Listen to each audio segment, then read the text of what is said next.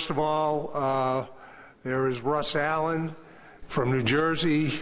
We understand he is retiring, and he has been a very long-term member of this commission, both at the technical committee level. I can remember sitting on striped bass with him back in Amendment 6 and earlier, Amendment 5, and certainly has moved up into the policy realm with grace and elegance. And I'd like to offer a round of recognition and thank you very much for all the work you've done for the commission and supporting the commission process here, Russ. Thank you.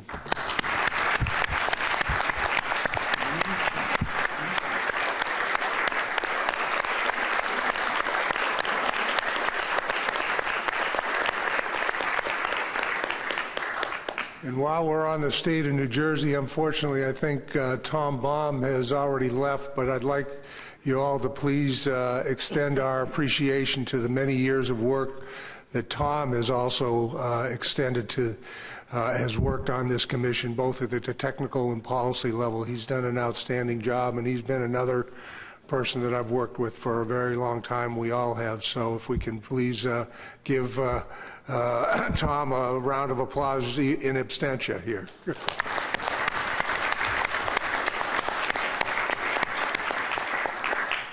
And then finally, Spud Woodward from the great state of Georgia has indicated that this will be his last meeting as administrative commissioner. Obviously, Spud's been involved with us for a very long time, has been a very eloquent and gracious supporter of the commission process here. I will tell you, a little bird said that he might come back under another hat, as some other commissioners have done, but I'd still like to recognize Spud for the great efforts and works he's put on through the years. Thank you, Spud.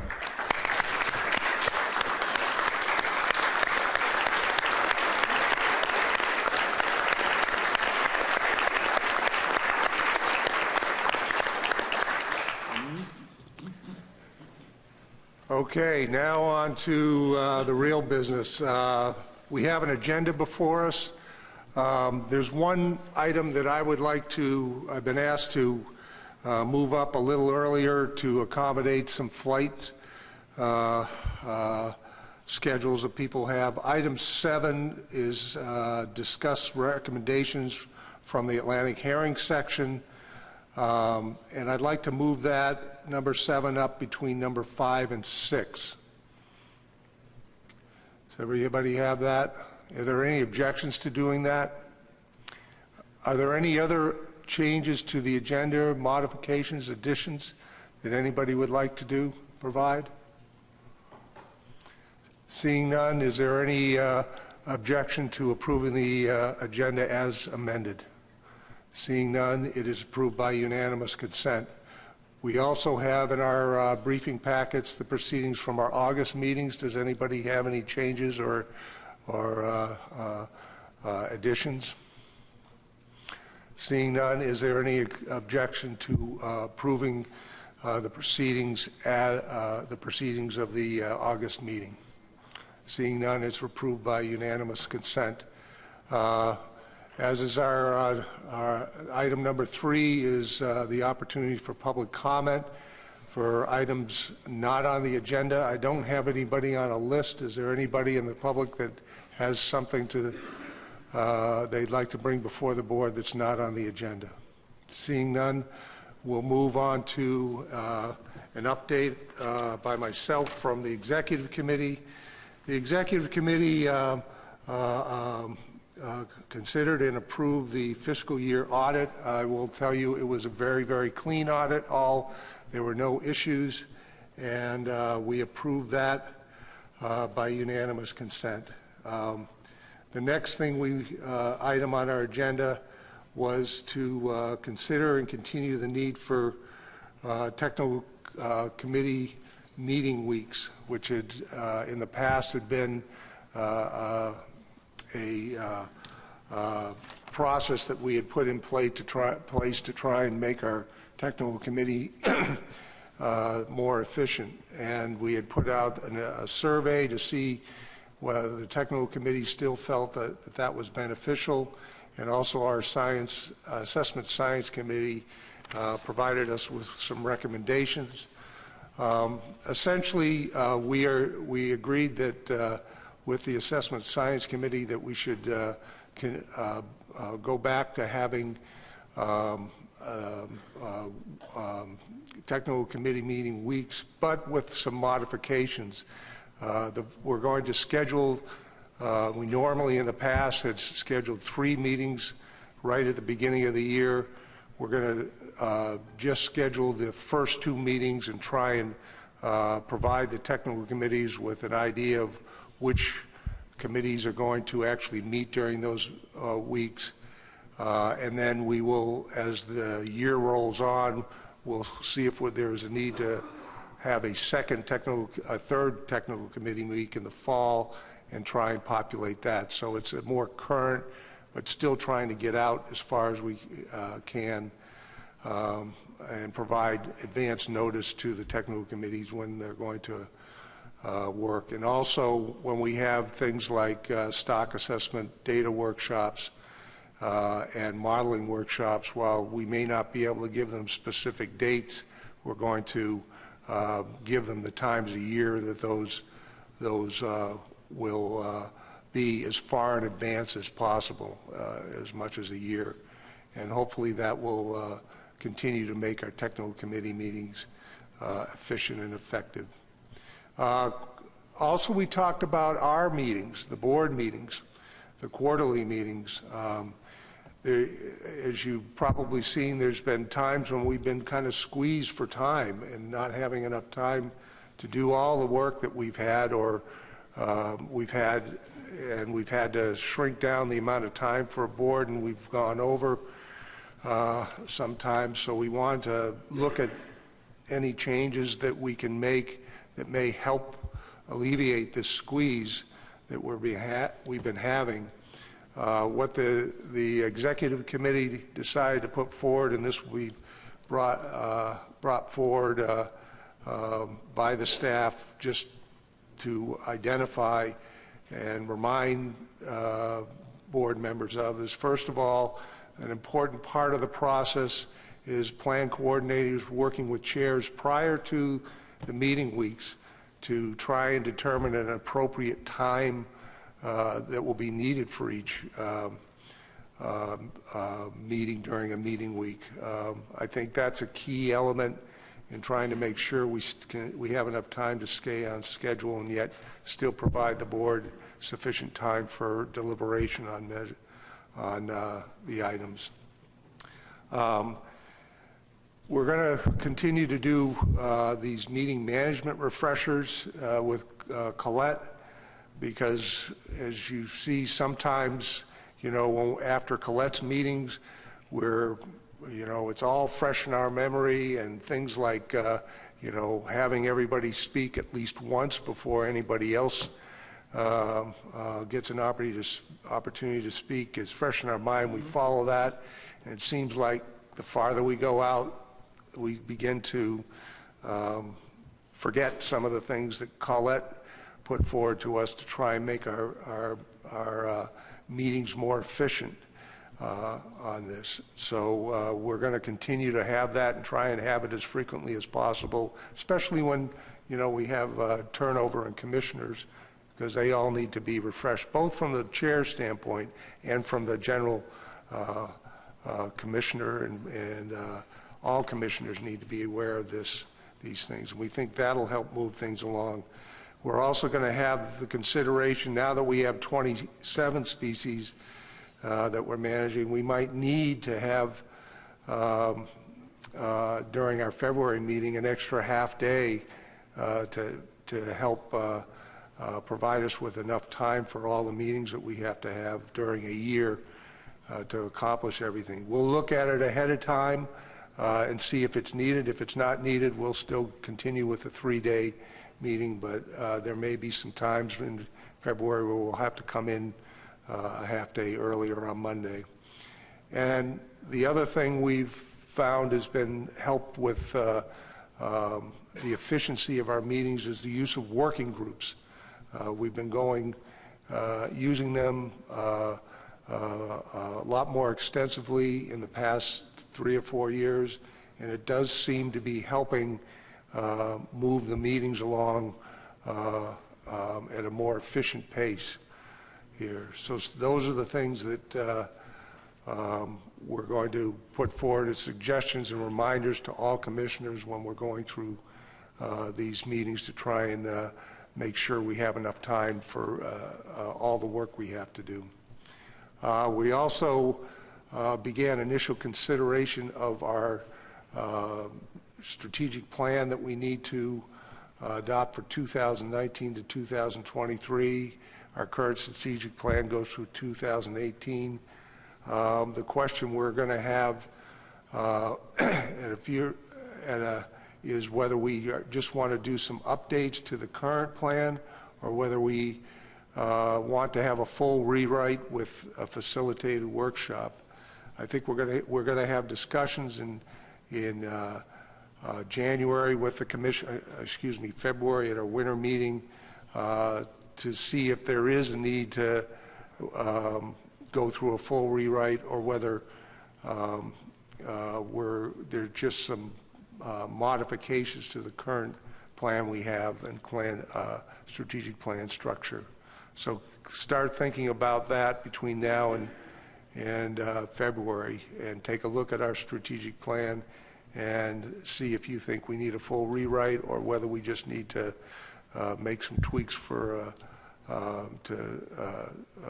essentially just adjust the course we're moving on.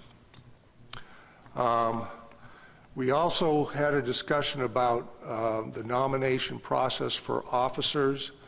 We're going to bring back a white paper to clarify how commissioners get contacted during this process, whether it's through each commissioner being contacted individually by email, or whether we go through the administrative commissioners and have the administrative commissioners work with their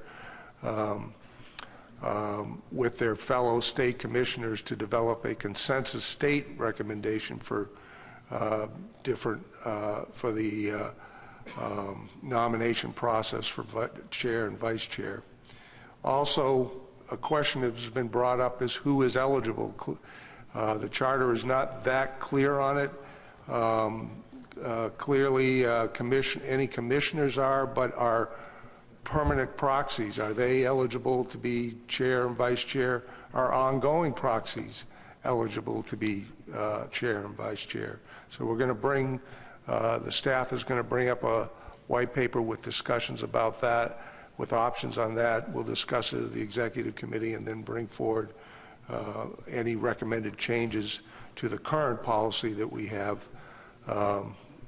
for nomination process at our February meeting.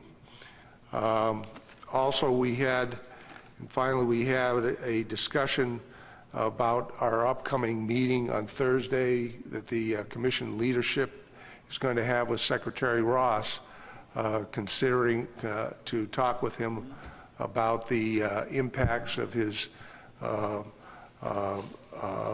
the first time, not agreeing with a commission out of compliance finding.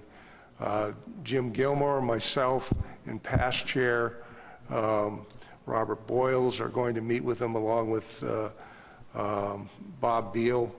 And our primary purpose there is going to be talking to him about what we can do to protect our process that has been so effective over the past 76 years that we've had this compact, and the 24 years since the Atlantic Coastal Act. So that's what was discussed at the executive committee. Is there any questions about what I've presented here? Dennis Abbott? Yes, thank you, Mr. Chairman. At the end, we did discuss reviewing our appeal process and conservation equivalency, and it would be brought up at the next meeting. Yes, you're right, and I was negligent in not putting that forward. Thank you very much. Any other questions? Okay, thank you very much, and we will now move on to the item 7, discuss recommendations from Atlantic Herring Section on New England Fisheries Management Council participation in the Atlantic Herring Management. Tony, are you going to start us off, and then I believe there'll be a motion from the Herring Section that Richie White will bring forward. Thank you, Mr. Chairman. If you recall, at the last policy board meeting, we tasked, or the policy board tasked the Atlantic Herring Section to make a recommendation to the policy board regarding how we wanted to involve the New England Fishery Management Council in ISFMP Atlantic Herring Management. The council had requested through the Northeast Regional Coordinating Council a seat on the Atlantic Herring Section. Due to the fact that it is a section and not a board, the charter and the compact do not allow for a voting seat for councils on sections. In order to have a voting seat, you would need to change it to a management board. The section could participate or the council could participate in this section in a non-voting capacity on this section. So that went back to the Herring Section, and they had a discussion, and they brought forward a motion that I think Richie is prepared to explain to the board. Richie? Thank you, Mr. Chair. And Tony, do we have that motion up on, so we can put that up on the board? So following up on what Tony outlined, the section had lengthy discussions, and clearly there was not we did not take a vote, but there clearly did not seem to be a majority that wanted to change from a section to a board. And we presently have a seat that was voted in for a council member as a non-voting member for the Amendment 3 process in the council. So there is a representative net there at this point. So I will read the motion. I understand there's going to be an amendment or a substitute motion to this, and I would like to speak to that if that is made. So on behalf of the Herring Section, move the Commission to send a letter to the New England Fisheries Management Council to establish a working group with the goal of improving communication between the two bodies. That motion is a section motion, so it doesn't need a second. Is there discussion on this motion? Eric Reed. Thank you, Mr. Chairman. Thank you, Chairman White. I'm in the section. As a commissioner, this motion doesn't do it for me. As a New England Council member, it doesn't do it for me.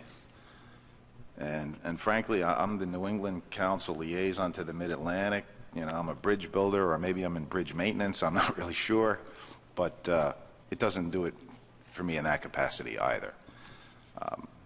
I'd like to express my appreciation to the seven members of the section over the last couple of days for indulging me in my conversations, and to the other 12 board members who are not section members. You know, I appreciate you all hearing me out too. So with that, I have a motion to amend. And thank you, Tony, for helping me out on what it needs to say. I move to amend to include to provide a permanent non-voting seat, and actually should probably say to the New England Fisheries Management Council on the Atlantic Herring Section. And I have plenty of rationale. If I get a second, I'll try to be brief. Richard White seconded it. Go ahead, Okay. provide your rationale, Eric, and then I'll go to the second. Okay. Thank you, Mr. Chairman.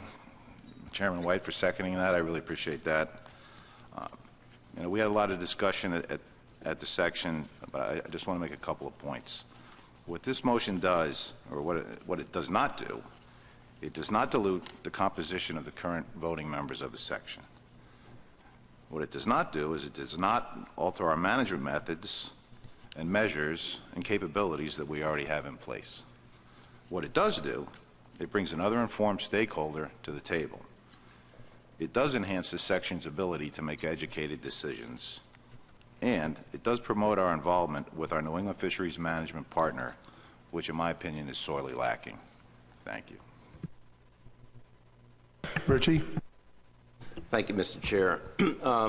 Excuse me, I seconded this because the discussion at the section concentrated on going from a section to a board and having the council person having voting rights. Also, going to a board would add seats to National Marine Fishery Service and U.S. Fish and Wildlife Service.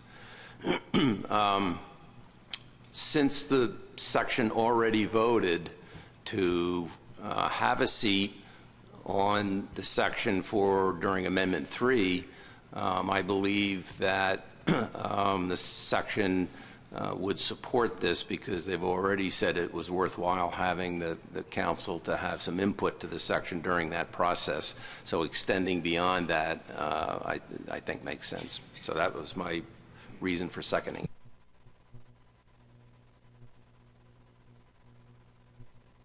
I have Adam Nowalski and then Tom Foti. Thank you. So let me begin by stating that I have no objection to either of these. I do want clarity, though, with this motion to amend, we would be doing both establishing a working group to improve communication and simultaneously creating that permanent non-voting seat. It would seem that if we create that permanent non-voting seat, by nature of that, that would hopefully address a lot of the communication issues that are occurring. I could be wrong on that, but I'd like to hear clarification about if, in fact, we're still going ahead with the working group and doing the seat simultaneously, or if we could achieve the needs of the council and the section by just adding that seat. Eric, do you want to respond to that as the motion? Sure, Mr. Chairman. Thank you. Thank you, Adam. No, I think we need to have a conversation with New England. As you all know, the ISFMP in the Mid-Atlantic, they have these meetings. You know, the circus is in town. We have joint meetings. We have meetings of the committees of a whole, and there's a pretty good relationship there. And I don't think the same thing exists between the Commission and New England. I don't know, maybe Bob Beal will help me out on that, but I think that we need to do both. We've got a lot of big issues as councils and commissions coming ahead of us, and you know, other than using a couple of God bless your hearts and we all have to hang together or hang separately, I think the more cooperation we have between the three entities, the better we're going to be. When we start talking about things that affect us all, climate change, transboundary stocks, alternate energy like wind, I really think we need to develop every relationship we can. And the working group would help with that. So I'd rather see this motion pass and then we combine the two and make the main motion something that combines the two. Thank you. Tom Foti, and then I have Pat Kelleher and Dave Borden on my list. Like Adam, I have no problem with either one of these motions, but I really support the top motion. And I hope Eric will work with me to find out some solution, because I think he's right. You know, the species that we jointly manage creates all kinds of problems with Mid-Atlantic, but we're at the meetings together. I mean, one of the greatest times I was upset with the New England Council is what they did on winter flounder. Here we have a strict conservation measures in place, and you're allowing my boats to fish on the same fish when they get to the ocean, 5,000-pound trip limits, when we're basically having, you know, 50 pounds for our pound nets and 2 fish for our recreational sector. And when 10 trips, they may catch more fish than the guys do in 5 years. So we need to have somebody from the commission from the southern areas that basically be that in on the New England Council, that basically express those concerns. Don't have to be voting members, but on boards that we don't, because we don't jointly manage winter flounder, we don't jointly manage herring, with things like that. So it's a good place to have people that are outside the area, basically looking for the other states that are below, like New York and New Jersey, that sit on some of those fisheries. So that's what I'm hoping the first part does, and it opens up that dialogue. And as Eric is a bridge guilder, maybe we'll be able to get somebody from New York or New Jersey to sit up there when they're doing winter flounder. Pat Kelleher. Thank you, Mr. Chairman. As a maker of the original section motion, I certainly support the inclusion of the non-voting seat language that Eric has brought forward. It's important to remember that the New England Fisheries Management Council has asked for a voting seat. The chairman, Mr. Chairman, you at the last two meetings have clearly expressed your desire to move in the direction of a section, but from a section to a board, but the tea leaves certainly were not aligning yesterday in that conversation.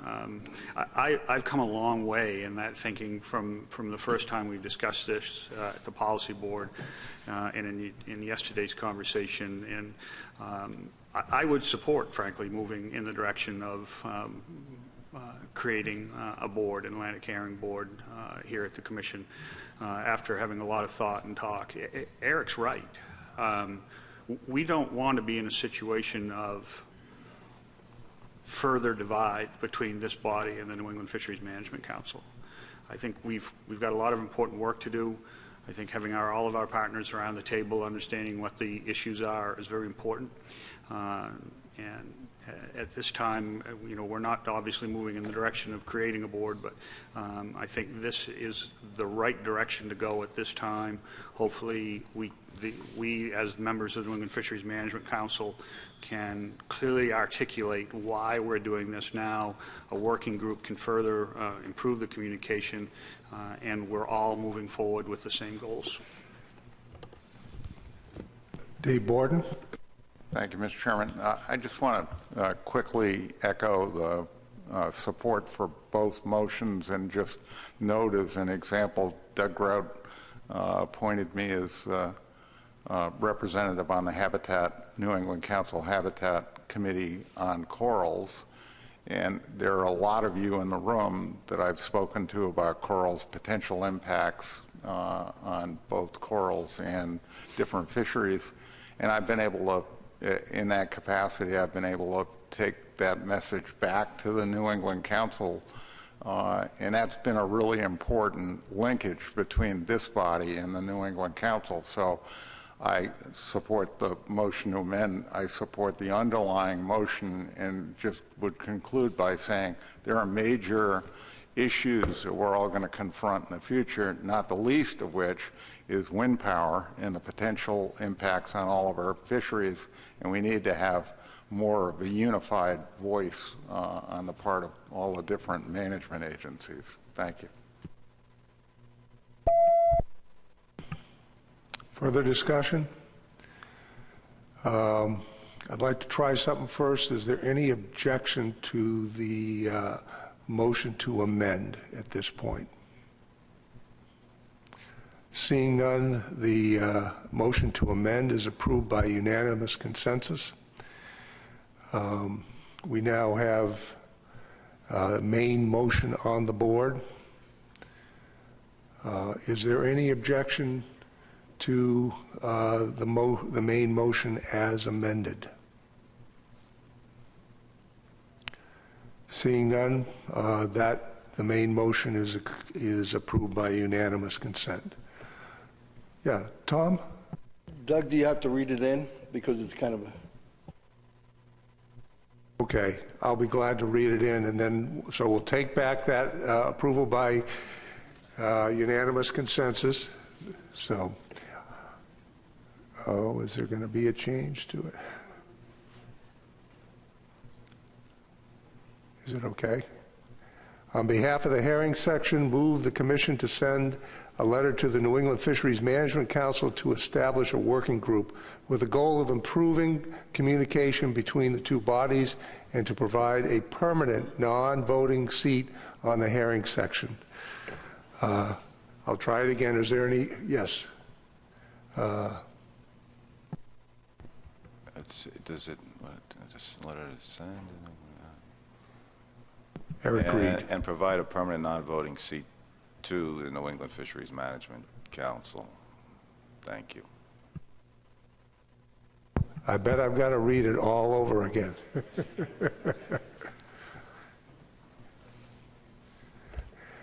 On behalf of the herring section, I'm seeing some typing going. Are we sure we're good? Okay. On behalf of the herring section, move the commission to send a letter to the New England Fisheries Management Council to establish a working group with the goal of improving communication between the two bodies and to provide a permanent non-voting seat to the New England Fisheries Management Council on the Atlantic herring section. Is there any objection to this motion? Seeing none, the motion is approved by unanimous consent. Thank you very much. Thank you. We will now move on to item number 6, review of the risk and uncertainty work group progress. Jason McNamee.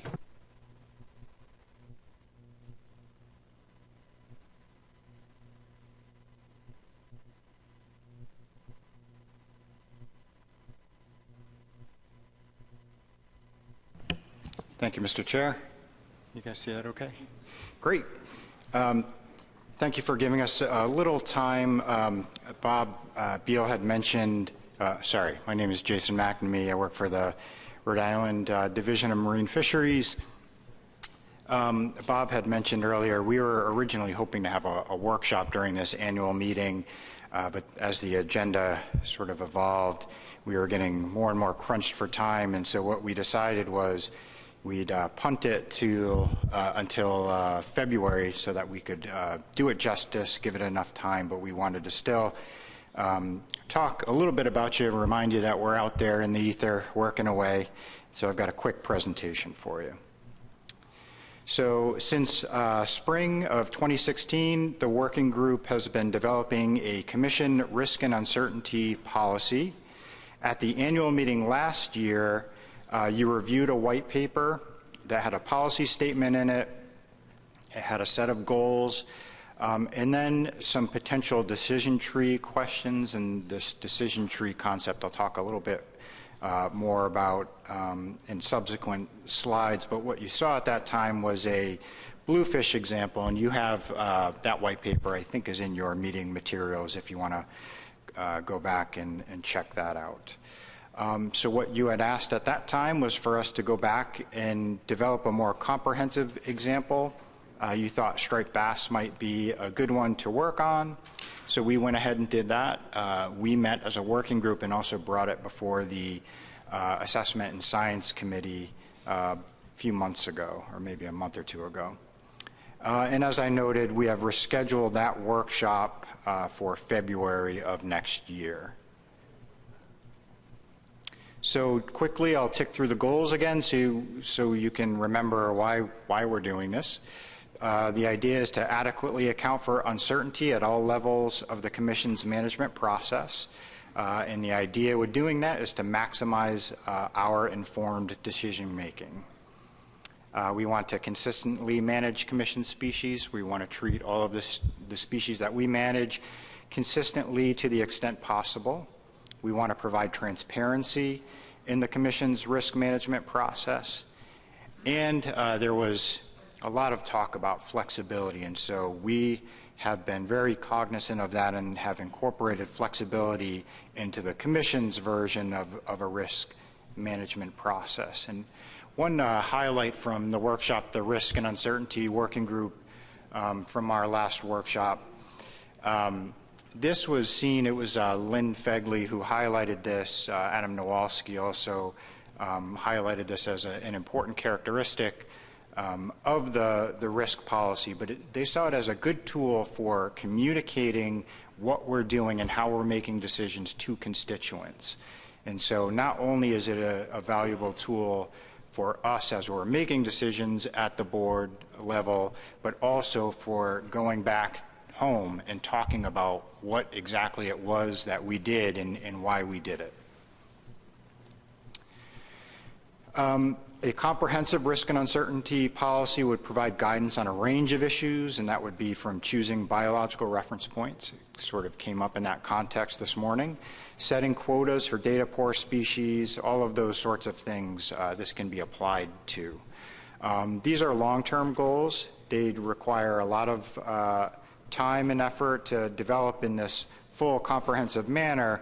And so what we recommended is that this policy development and deployment be implemented in phases. And so our first step has been to use it to set acceptable risk levels when determining quotas for data-rich species.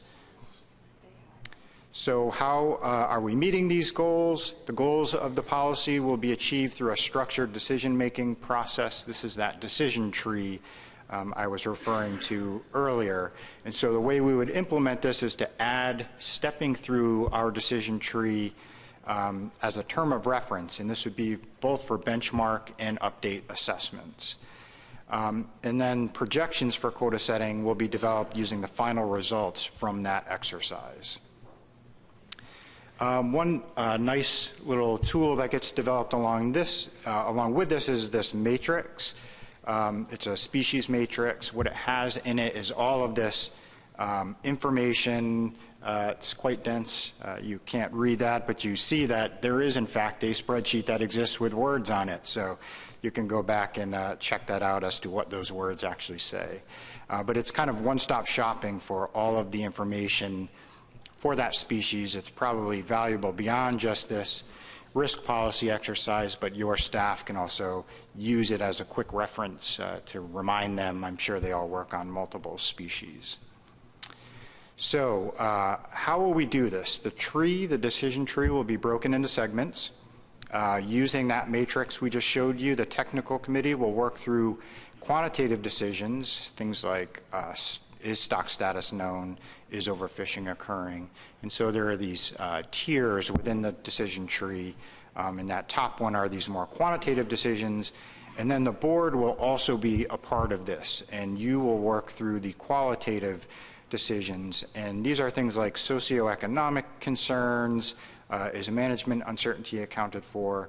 A lot of these currently are qualitative, but could evolve to be quantitative, but these would still be within the purview of the board.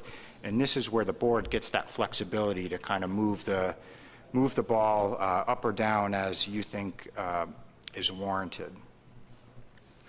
And so the technical committee, as we do this, we'll have the technical committee go through the whole thing so you can sort of see it. You'll have a template to work from, but in the end, those final decisions come down to the board, and that's where you get to include that flexibility.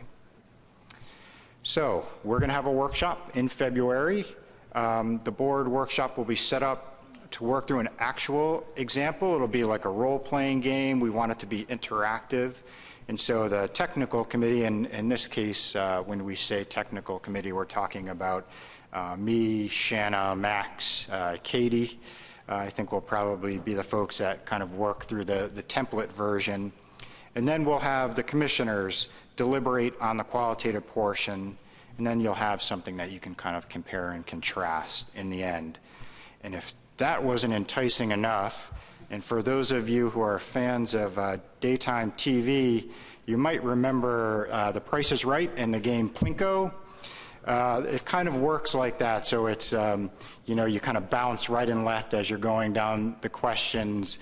And for those who don't know what that is and have questions, Adam Nowalski is now our resident expert on Plinko, so you can ask him afterwards. So just some parting questions for you all. Do you have any input on the workshop structure? We were thinking about having you kind of set up with either an online, like a SurveyMonkey poll or something where you can actually hit a button and cast a vote for a risk level, and that way we could put it up on a board and we can kind of see where we end up. That would make it really interactive. But if someone has a different idea, we'd like to hear that. Are there any visual representations that would be useful? What else would you like to see during that workshop? And any other questions that you might have that we've not thought of yet. And with that, I will take any questions. Thank you, Mr. Chair. Okay, are there any questions for Jay, or any suggestions, answers to the questions that he has for you? Ray. Yes, thank you, Mr. Chairman. Jay, I'm new to the commission, and for years what I heard at this table was we're about managing sustainability of species. And I like the direction that this workshop wants to go when you start talking about socioeconomic impacts. I think for too many years management has disregarded that element because, you know, including harvesters and processors. So it's just a comment. I like the direction. Thank you. Any other questions or feedback for Jay? David. Yeah, Jason, to what extent will this endeavor be influenced by what the federal management councils have done regarding their risk procedures? It seems that in most cases those procedures would tend to override whatever we come up with. So I'm trying to better understand the degree to which we're going to have the ability to perhaps go in some different directions. Will we be constrained by what the federal government requires, what the Magnuson Act requires, and what national standard guidelines require? Jay? Yeah, excellent question. In fact, that question came up at the last board meeting as well, so we discussed it explicitly. So I'll say two things about that. The first is, I think that's one of the reasons that we migrated to striped bass, as it's a commission-managed species, as our first example, while we continue to kind of sort that out, because it is complicated. But in the end, if I remember the workshop discussion correctly, we talked about this, and there are still aspects that aren't necessarily directly controlled by that federal process that we could still look at and tinker with. And the first one that pops into my head is management uncertainty, in particular for the mid-Atlantic species. That's a source of uncertainty that actually comes back to your monitoring committee, which is a joint committee. But I think there is room with the management uncertainty to increase or decrease. So there are aspects, it becomes a smaller, a subset of the questions, but still there's relevance for those jointly managed species. Any other feedback? Adam. Thank you. So I'll just offer that again, as Jay highlighted, our initial work with this would be for commission-managed species only. We did feel through the working group that there may be an opportunity to work with partners at the federal level as we put together our risk policy. And should we go through the exercises and start to see differing results from what we're seeing at the federal level, we felt that would put us in a better position at the commission to make that argument why we feel an outcome could be different, and then go ahead and potentially effect change in the policies that generate the outcomes in quota-driven species at the federal level. So we think it could be helpful to the commission moving forward.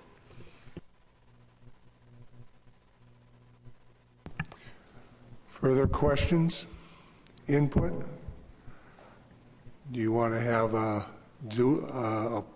survey monkey poll so that we can vote electronically?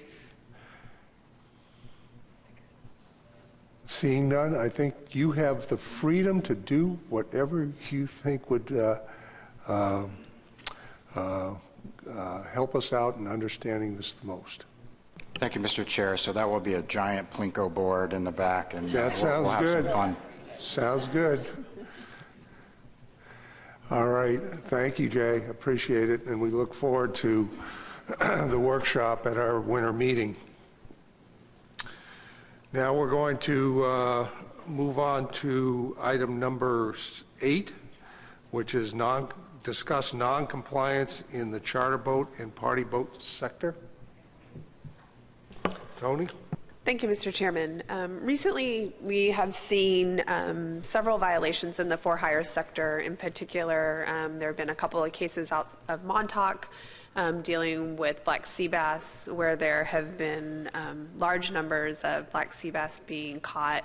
And in some cases, states have had difficulties in charging either the passengers or the for-hire captains for these violations.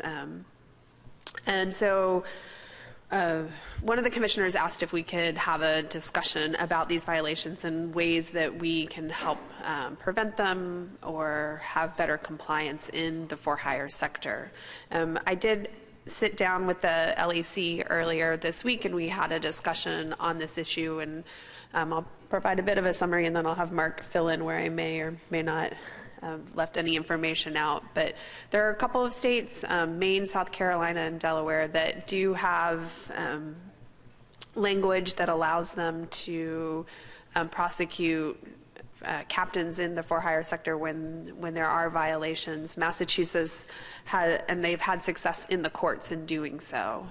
For Massachusetts, they have language in their regulations that allow them to do so. They haven't prosecuted through the courts, but they have done, I think, an arbitration where they've had success in finding a for-hire captain in violation when there have been large egregious non-compliance on their vessels. The LEC said that it would be very helpful if there was language within each of the states that held the captains accountable for the violations on their boats, because it makes it difficult for them to do their jobs when that language is not there. They can bring a case to court, but if they have no regulatory authority backing them, then those cases often don't make it anywhere. Mark, was there other pieces that I've left out? Does that cover it? And I guess the one other thing that NOAA Fisheries, under the for-hire permit, and I believe I'm going to say this correctly, Lindsay, you can correct me if I'm wrong, but the captain is responsible for all regulations that the fishermen are fishing for under their permit, and their permit can be removed, and they can also be held accountable. The captains can be held accountable for the federal permits, and it's only for federal for-hire vessels. I'm not sure if they actually have accountability for their individual fishermen, and they do that through the states. I think that's what Wynn had told us. Lindsay? I'm not sure. I don't know. Mark?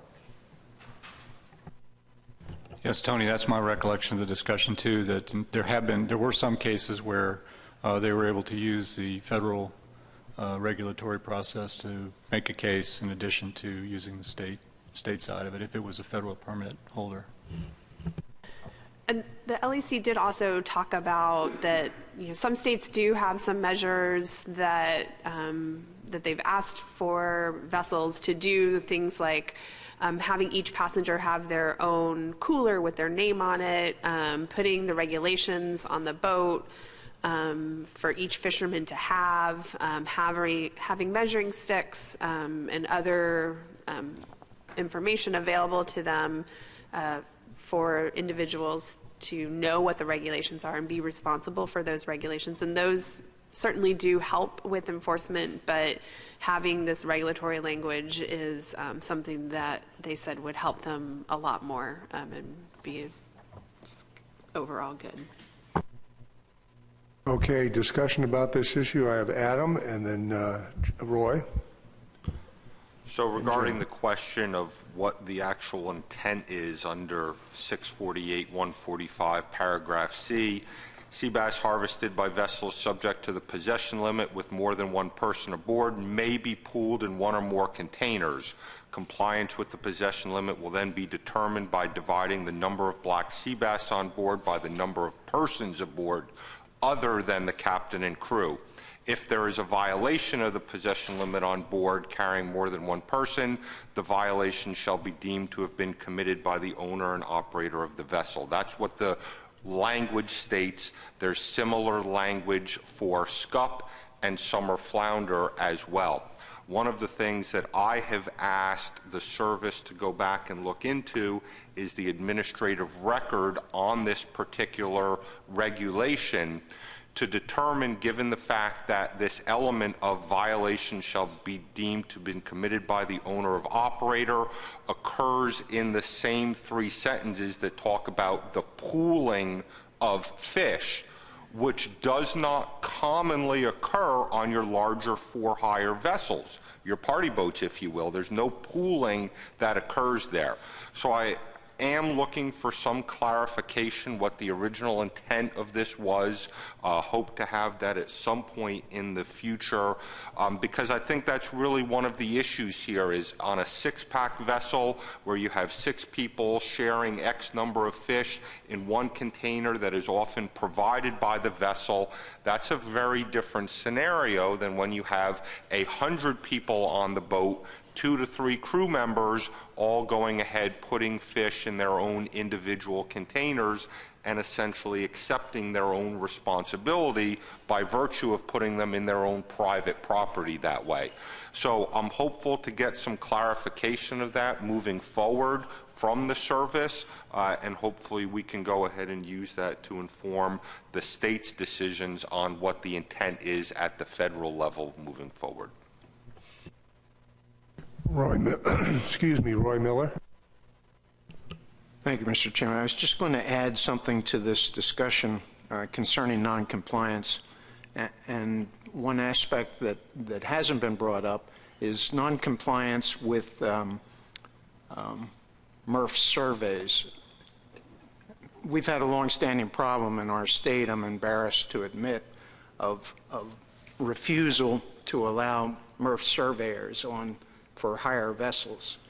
And that's a problem that I don't know as ISFMP necessarily needs to deal with, but it's an internal problem.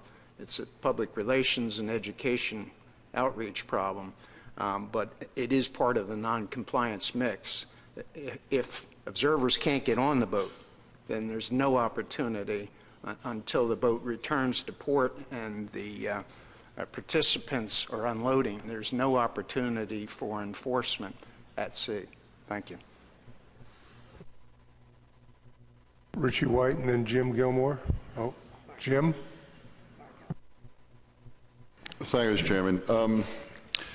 I know, and there's been recently some, violations that have occurred in Long Island, and we've heard a lot of anecdotal ones about it, and I've gotten some suggestions from other states about that we don't have that requirement and regulations where the party boat captains are responsible. You heard Captain Forsberg yesterday say that maybe we need to look at this by coming up with some solutions other than maybe the black and white of instituting a requirement that the captain or the vessel owner is responsible. And I think that's a better approach than just having us go into the party boat captains are responsible, mainly because we already have laws, and maybe it's unique to New York, but I doubt it, on the books that we essentially, the next part of it is you can have as many rules, regulations, or laws. You go to the courts, and if the courts don't support them, it's useless. So we've already have, with our free fishing license in New York, the DAs and the counties don't support that. They think it's free, so anybody that writes a ticket on that, they throw it out because it's free. So how could they be violating something that's free? And then you get into other things even with safe harbor, whatever. We've brought good cases. We have black and white rules on that, and particularly in the East End towns, it's been thrown out of court just because they're not friendly towards what we do in terms of management, and that can stem back to some of those management measures. So I think maybe having this more blanket that everybody is, all the vessel captains are responsible may not really solve the problem, and maybe looking at some alternatives like marking coolers, things of whatever that, help to, alleviate the problem might be a better approach than going into regulations or laws. Thank you. I have Mark Alexander and Dan McKiernan. Thank you, Mr. Chairman. I just wanted to follow up on a comment that Roy Miller just made about compliance with MRIP. The other aspect of that is compliance with the for-hire telephone survey. We had a party charter boat operator kind of make an offhand comment that he never answers the phone when his caller ID says Quantec or whoever does that now. And so we followed up and got some information. I was just curious what the compliance rate was with the for-hire survey, and it was, whether it's actual refusal to talk or they just don't pick up the phone, but the compliance rate was pretty low. So we were kind of astounded by that, and I think that's something that maybe should be considered as well. So. Dan? Thank you, Doug. I feel it's necessary to explain a few details of the case in Massachusetts because it was attributable to the same boat that was in New York. And so this was not the first instance that this occurred.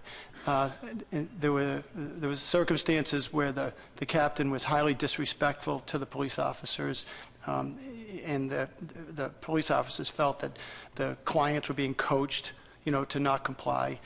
We had instances of abandoned coolers. So the real problem is that if the captains say, well, I can't enforce this, but if the net result is as soon as a police officer shows up, coolers are abandoned, it's completely unacceptable. So what we did was we threatened to suspend his permit and through the adjudicatory hearing process. And he hired an attorney, and we worked out an arrangement, probation for 2 years. And in those 2 years, he had to hire 2 extra staff to police the clients and coach them to comply and to look into their coolers. In addition, they put the rules on the ticket, other things like that. But after a half a season, he concluded that he was losing too much business, and so he left, and he didn't come back the second year. So there's a need, as Jim says, maybe this can be accomplished with some other rules. Maybe it's state-specific rules, but we have to prevent situations where clients can simply walk away from their fish and nobody's accountable. Bob. Hearing Mark and Roy talk about the refusal rates for party and charter boats, you start to think that these guys also have to fill out a VTR form when they get back to the dock for the federally permitted boats. So, if the captains are saying they're not really sure what's in the coolers, and they're not, how accurate is the VTR data? And then, if there's a lot of refusals for the MRIP program, it seems like I don't know, maybe I'm missing it, but I'm now starting to be concerned about the overall accuracy of for-hire reporting from some of these bigger vessels. But maybe I'm missing it. Yeah, that is a concern. And I'll tell you, Mark, we, a long time ago, at least for the party boats, started a process where we said, we want to exempt you from the phone call because they felt they were double reporting because they fill out the number of passengers on the VTR. And so what we said, well, we'll collect the VTRs from you rather than having them answer the phone because they're required to fill out the federal VTRs in our state, at least all the party boats. They're all federally permitted and stuff. So that's the way we got around that and got better compliance with it. Or cooperation, and as far as going on the boats, I think that's it more than likely is local culture because we're welcome on the boats. They want us on the boats, and I don't know how to address that in individual states where they're having people refuse to allow MRIP surveyors on there. but it is an issue from a data collection standpoint. We also, right now, it is, I think it's still voluntary. I don't believe there's a requirement like some observer programs for the commercial vessels that you have to take somebody. It's still voluntary on that, and yes, that can affect the accuracy of the data. But on the other issue of how we get enforcement of bag limits, that's something that I think we need to be looking at on a more comprehensive basis, on a state-by-state basis, whether it is holding the captains liable or something where you're required to have names on the coolers before you can come on the boat, so we know who's what's. I think it's something that needs to be discussed with the industry, particularly the party boat industry, on how we can make sure that these management regulations, which are designed to make our fisheries more sustainable, can be effectively enforced. And I see David. Thank you, Mr. Chairman. I was just curious if there was any conversation or discussion on requiring the captains to be responsible for everything that goes on their boat is not something that's altogether a foreign concept. However, when you get into searching through people's personal property, there's certain legalities there as well. I don't know if state or federal law allows for any provisions for that for the owner of a vessel, and that's why the conversation come up, obviously having them mark their coolers so that they're personally responsible for that and everything that's in it. But I was curious if there's any conversation about that as well.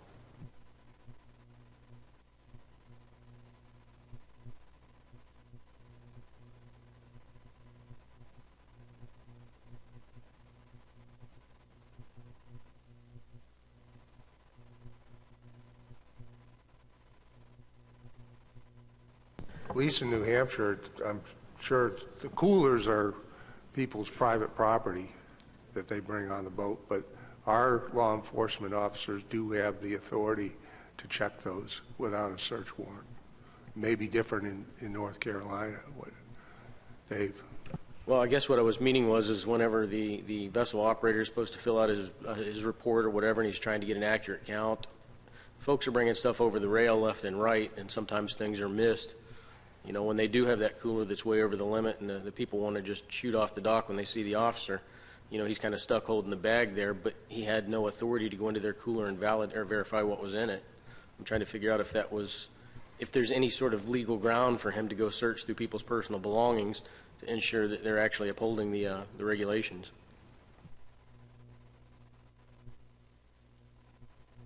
Eric? Thank you, Mr. Chairman. You know, I worked on a party boat some time ago, and you know, I agree with all the comments that are made about having X amount of people and X amount of deckhands, et cetera. But the one thing that was universal was the captain's word was law. So now what I'm understanding is the captain's word is law until maybe there's a problem, and then the captain's word doesn't have to worry about the law. So I don't know if the law of the sea or the Jones Act or something else would play into this as well, but it just seems that that's kind of an odd situation, that the captain is in control of everything on his vessel until there's a problem, and then he's not responsible. So you might want to look at the law of the sea. Adam? So let me preface this by beginning that there's simply no way to condone legal behavior that goes on any vessel. We're all unanimously in agreement here with that, and I'll certainly be the first one to step up and advocate for enforcement of the regulations we put in place. Whether or not I personally agree with the decisions, I'm here to work to change those things I don't agree with and advocate for compliance at all levels. With regards to the question of having an idea of what goes on, yeah, I certainly think operators, and again, we're talking primarily here about larger vessels, to be clear about where the scope of this problem is as we discuss it. most vessel operators that I know, and having worked on the larger boats myself, instruct their crew not to facilitate the illegal activity in terms of not cleaning sublegal fish, not cleaning fish over the limit, not cleaning fish for patrons that are out of season, not going ahead and facilitating those behaviors. I'll also offer that with regards to having an idea of the catch that's on that vessel, while I don't think your large vessel operators are sitting in the wheelhouse ticking off every fish that comes over the rail, most days you have a trip, a steam home to the dock, maybe an hour or more. Again, mates are going around the boat talking. You have a good idea of the level of angler satisfaction. Let's face it, anglers aren't very good in most cases about keeping their mouths shut. If they had a good day, they're going to brag about it. And if they didn't have a good day, you're going to hear about it very quickly on the vessel. So while the captain may not know that one guy up in the bow specifically had 11 sea bass and one guy in the stern had 7 sea bass, he's going to have a pretty good idea that the average catch through the boat was 9 or 10 fish, and allow the creation of a VTR report at the end of the trip that reflects a relatively good idea of what goes on that vessel. So just want to touch on some of the points I heard here today.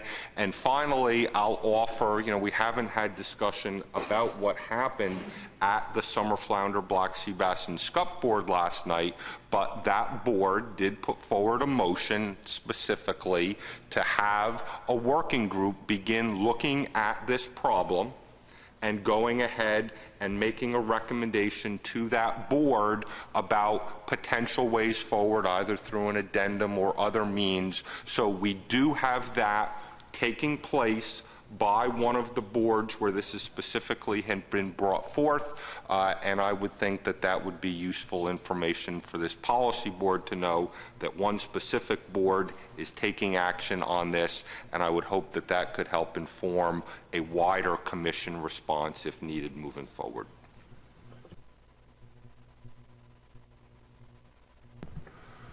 So Dan, the state of Massachusetts brought forward this issue. Do you feel comfortable with the thought that there's a working group at the Black Sea Bass level to try and get at some of this, or do you think we should start, is this important enough that we start looking at it on a much broader picture in advance of what comes out of the Black Sea Bass working group? No, I think Adam's point is a good one. I think there's just a general need to really address it, to recognize it, and to address it head on. And we're planning on some more meetings this winter with boats, and we were even thinking about making it almost like a customized HACCP plan. Like every boat's a little different. Okay, Captain, you tell us what's your compliance plan, and let's make that a condition of your permits. When the green cops, meet you at the boat, they know what to look for, that kind of thing. So I think it's great that the conversation's happening, because honestly, the officers came to us and said, there's nothing we can do. There's thousands of pounds on that boat. Nobody's responsible for them. Come on, something's got to be done. So I think we're moving in the right direction, and I agree with Adam. Tom?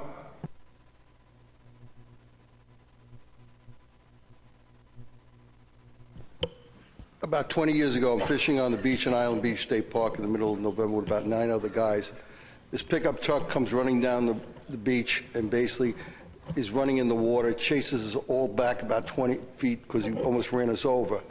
And basically, we got a little annoyed. On the way back, because we have courtesy patrols on the beach, basically try to tell drivers how to drive on the beach, he comes back and he basically almost hits us again. So we really get upset, and they go in and says, well, we let it go. The guy went home and killed 2 of his kids when he got home. He was going out of his mind. Nowadays, with the crazies out there, when I tell people on the water, you're not law enforcement. You don't carry a gun, especially in New Jersey. There's no carry law. It's not your job to fight. Get on the phone and call. And I think with everything that goes on nowadays, it gets very hard for anybody to be law enforcement and enforce rules and regulations.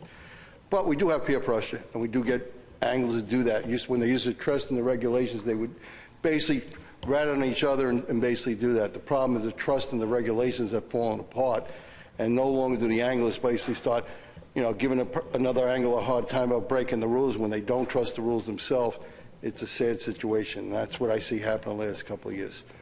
So that I'm always fearful of telling people to try to enforce the law. That's not our jobs, and especially with people out there the way they are now. So I always say, get on the phone, call law enforcement officer, make sure they come down. And so I give that to all my association, all the clubs that I basically supervise, because I knew if I had done something more, I might have been dead at that day. Okay, I think we've had a very good discussion on this, and it sounds like at Black Sea Bass Working Group there'll be a continued discussion on this. I appreciate you bringing up the topic, and I'm sure there'll be further conversation about this in the future by the Commission. So the next item on the agenda is the white paper from the Climate Change Working Group. This is something that I tried to put together a couple years ago when I first began chair. I think we're at a position that we need to start looking for ways for us to adapt our management and our science to consider these changes in environment that are occurring in some areas and impacting some of our species. And the intent of this, we have a white paper that the working group has brought forward.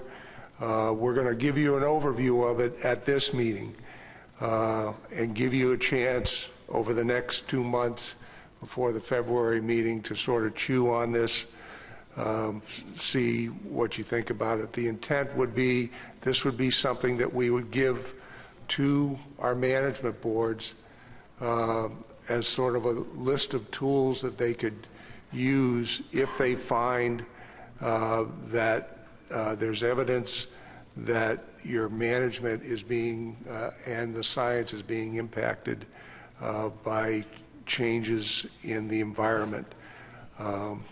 And so, as I said, we're going to give you an overview, and then hopefully at the February meeting, if we're comfortable with it, we'll approve it as a formal document of the Commission that the various boards can use in their management process if they see a need. Tony? Thank you, Mr. Chairman. And the draft white paper was included in supplemental materials. I will note that one member of the working group, through a policy board commissioner, had asked for some additional revisions to the first draft that we had of the white paper. Those comments came in after the deadline. So if they're still not addressed, and Chris, I'm going to call you out just to say if we didn't address any of your comments from the first draft to what was included on the supplemental materials, please raise them today so that we can address those concerns. I'm going to skip this first slide because Doug has already gone over that and move right in. The white paper talks about a stepwise approach in addressing these issues, carrying out effective management strategies in facing climate change can be very complex due to all of the different elements that we are considering in these adaptive climate change environments. And so looking at this in a stepwise approach may make it seem a little bit less daunting. The first step is really defining and planning a purpose and scope. So just clearly articulating existing management goals, identifying our management targets, and specifying the time frame that we want to address these issues. Step 2 is assessing climate impacts and vulnerabilities, and this really can come from our TCs, our assessment science committees, and our management and science committees, and it just helps us understand the climate vulnerabilities, and that's crucial for designing effective adaptive management strategies and the specific components of the vulnerabilities: exposures, sensitivities, adaptive capacity of these fisheries. And then that provides a useful framework for linking actions to actual impacts to the fisheries themselves. Step 3 is review and revise the management goals and objectives. Because our goals serve as the basis for our strategies and actions that we take, they should be climate informed and forward-looking. Reevaluation of goals and objectives may either validate their continued relevance or indicate that there is a need for change or modification to those goals. And as you can see here, that you can continually reassess step 2 and 3 as these climate change vulnerabilities change over time. Step 4 is identifying the possible adaptive management options. The working paper does look at a couple of possibilities for the boards, but there are others out there, and so what possible approaches are there for reducing key climate-related vulnerabilities or taking advantage of new emergent opportunities? This is a stage where a broad array of alternative strategies and actions can be identified with particular attention to thinking outside of the box and crafting possible management actions for the boards to address. Step 5 is evaluating and selecting adaptive management options themselves. So the array of possible adaptive options are now evaluated and determined what's the most likely to be effective and serve as a biological and ecological new goalpost and most feasible from a social and economic perspective. And we would do this through our amendment and addendum process. Step 6 is implement these adaptive management strategies that are chosen. Successful implementation requires leadership as well as institutional commitment and resources from the states and the commission, as well as depends on engaging our stakeholders and emphasizing the benefits to all of the sectors that utilize our resources. And then step 7 is track the effectiveness and the ecological response to the changes that we're making. Monitoring helps to provide a context for understanding the climate change related impacts and vulnerabilities for informing our adaptive management process. And they should be, monitoring approaches should be carefully designed to make sure they are capable of guiding adjustments that need to happen in the future. And steps 6 and 7 are also should be adjusted over time when we see that as we implement new strategies, then we should make sure that we're doing the appropriate monitoring to make sure that those strategies are effective. So for these stocks that are persistent at low biomasses and not responding to management change, the white paper addresses 2 questions that the management board should ask. What is the appropriate harvest level, if any, and how many resources should be committed to continuing the monitoring and the management of that species?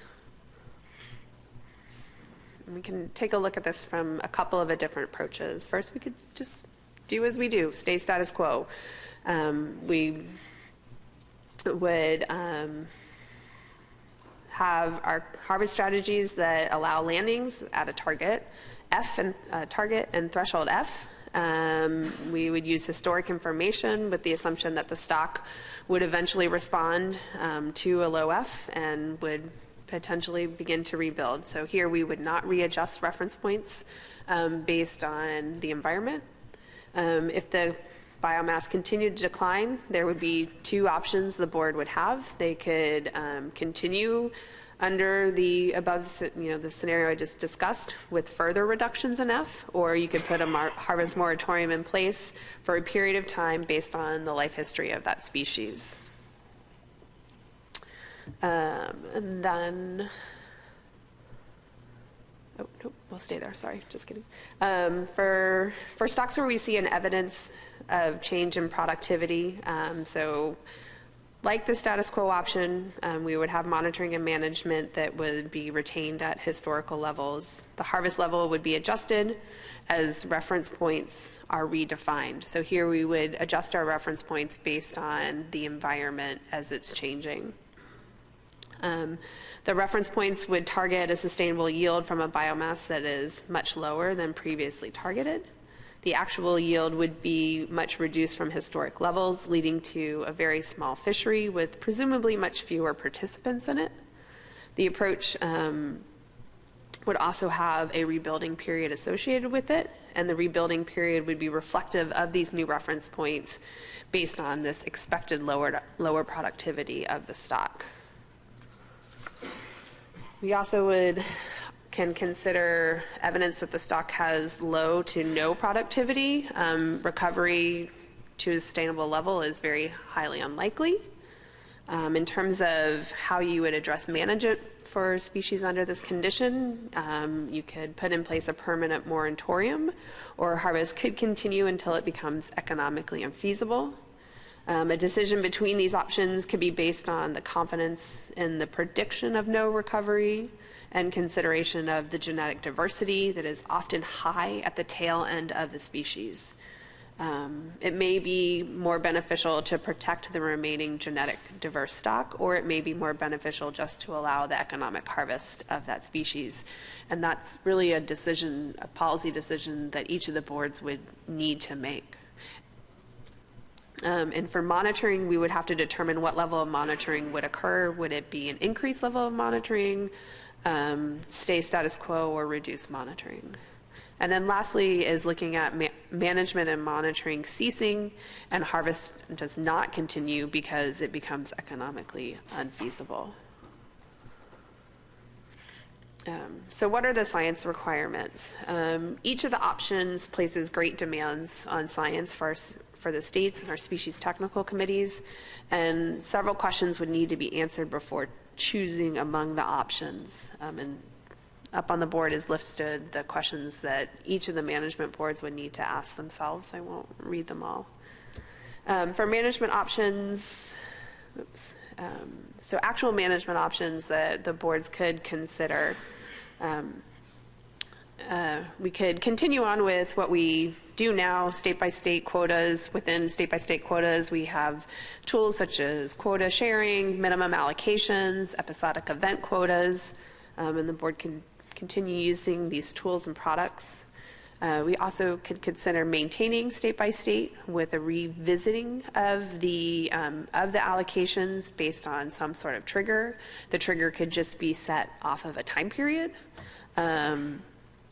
Triggers could also be done, or allocations could be revisited based on an internal or an external review. That external review could be something like a panel that the board would set up parameters and guidelines, sort of terms of reference, and then that panel would make a recommendation back to the board. So it takes the politics out of the allocation decision and brings it to somebody else to present an option to the board themselves. Or we could continue internally and as the way we currently proceed, and the boards could revisit those allocations on their own.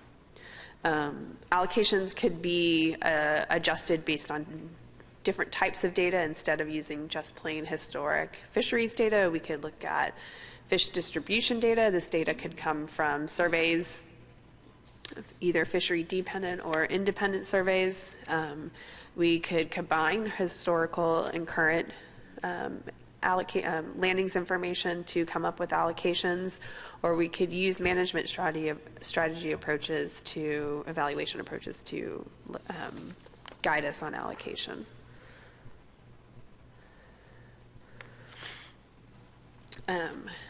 And then changing management away from state by state, we could look at area focused management. And this is something that we see in Alaska. This would be a large departure from what the commission does with their single species management, but you could say we have the Gulf of Maine and we would just manage all the fisheries within the Gulf of Maine and use environmental information as well as fishery-dependent and independent information to guide us on the health of all of the stocks within that area.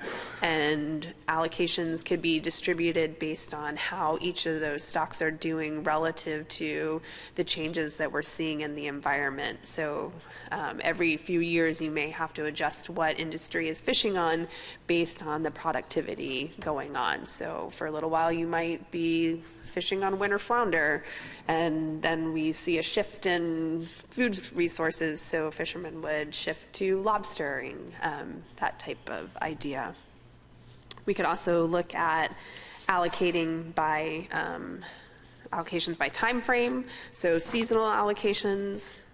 As an example would be, if you remember, I don't know, 10 years ago, we used to allocate black sea bass in quarters. So you would have a coastwide allocation, and then you would divide that up into 4 pieces. And we had a spring, summer, fall, and winter fishery.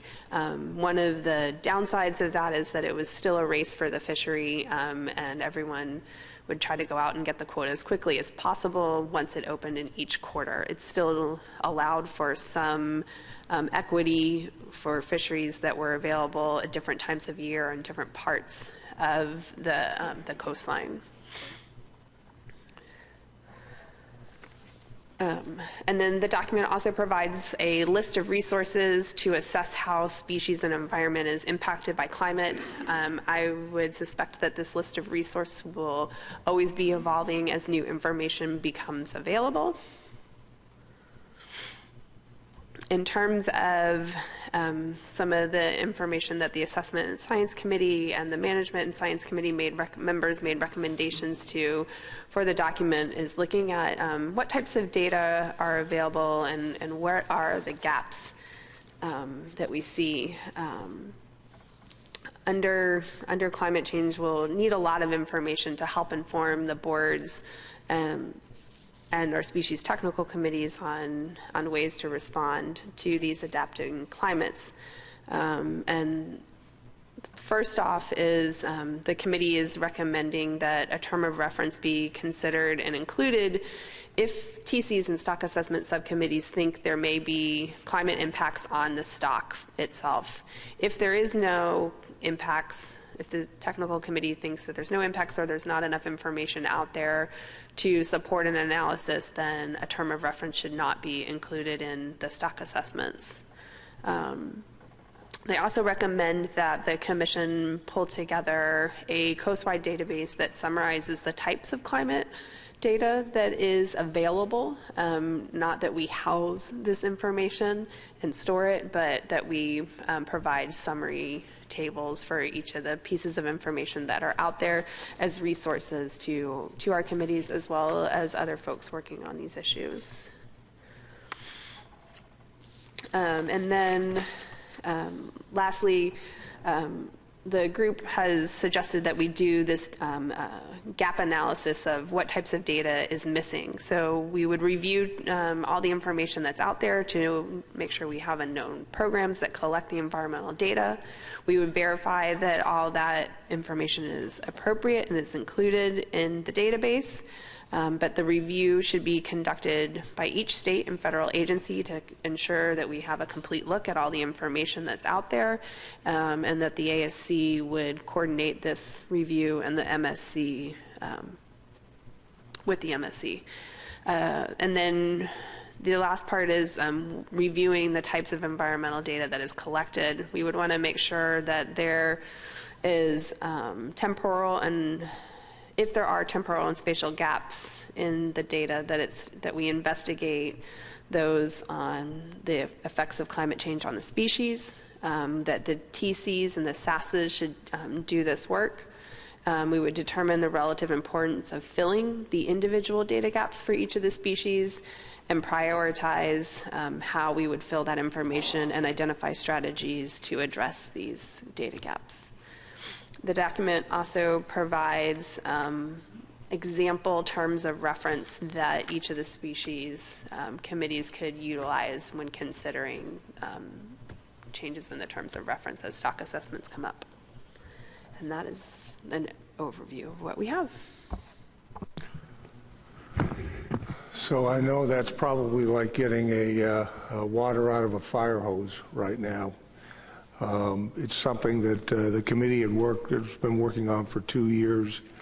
I would encourage you, if you haven't already done so, to take a look at the document, see if you have any questions. We've thought about in advance of the policy board, or maybe as part of the policy board, that we might provide some examples of, for example, the different options that we provide for stocks that have a reduction in productivity due to climate change, and then maybe an example of how a board might consider some of the various options for species that have experienced range movements and distribution movements due to climate change, how they might consider that with it.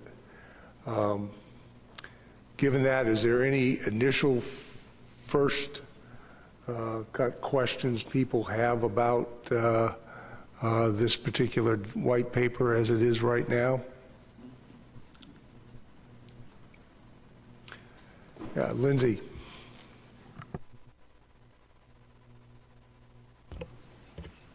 Thank you, Mr. Chair. So we've taken a look through the document and also have some folks participating in the work group, and I applaud the efforts of the work group to tackle this subject and get it to this point. It's a pretty big subject to tackle.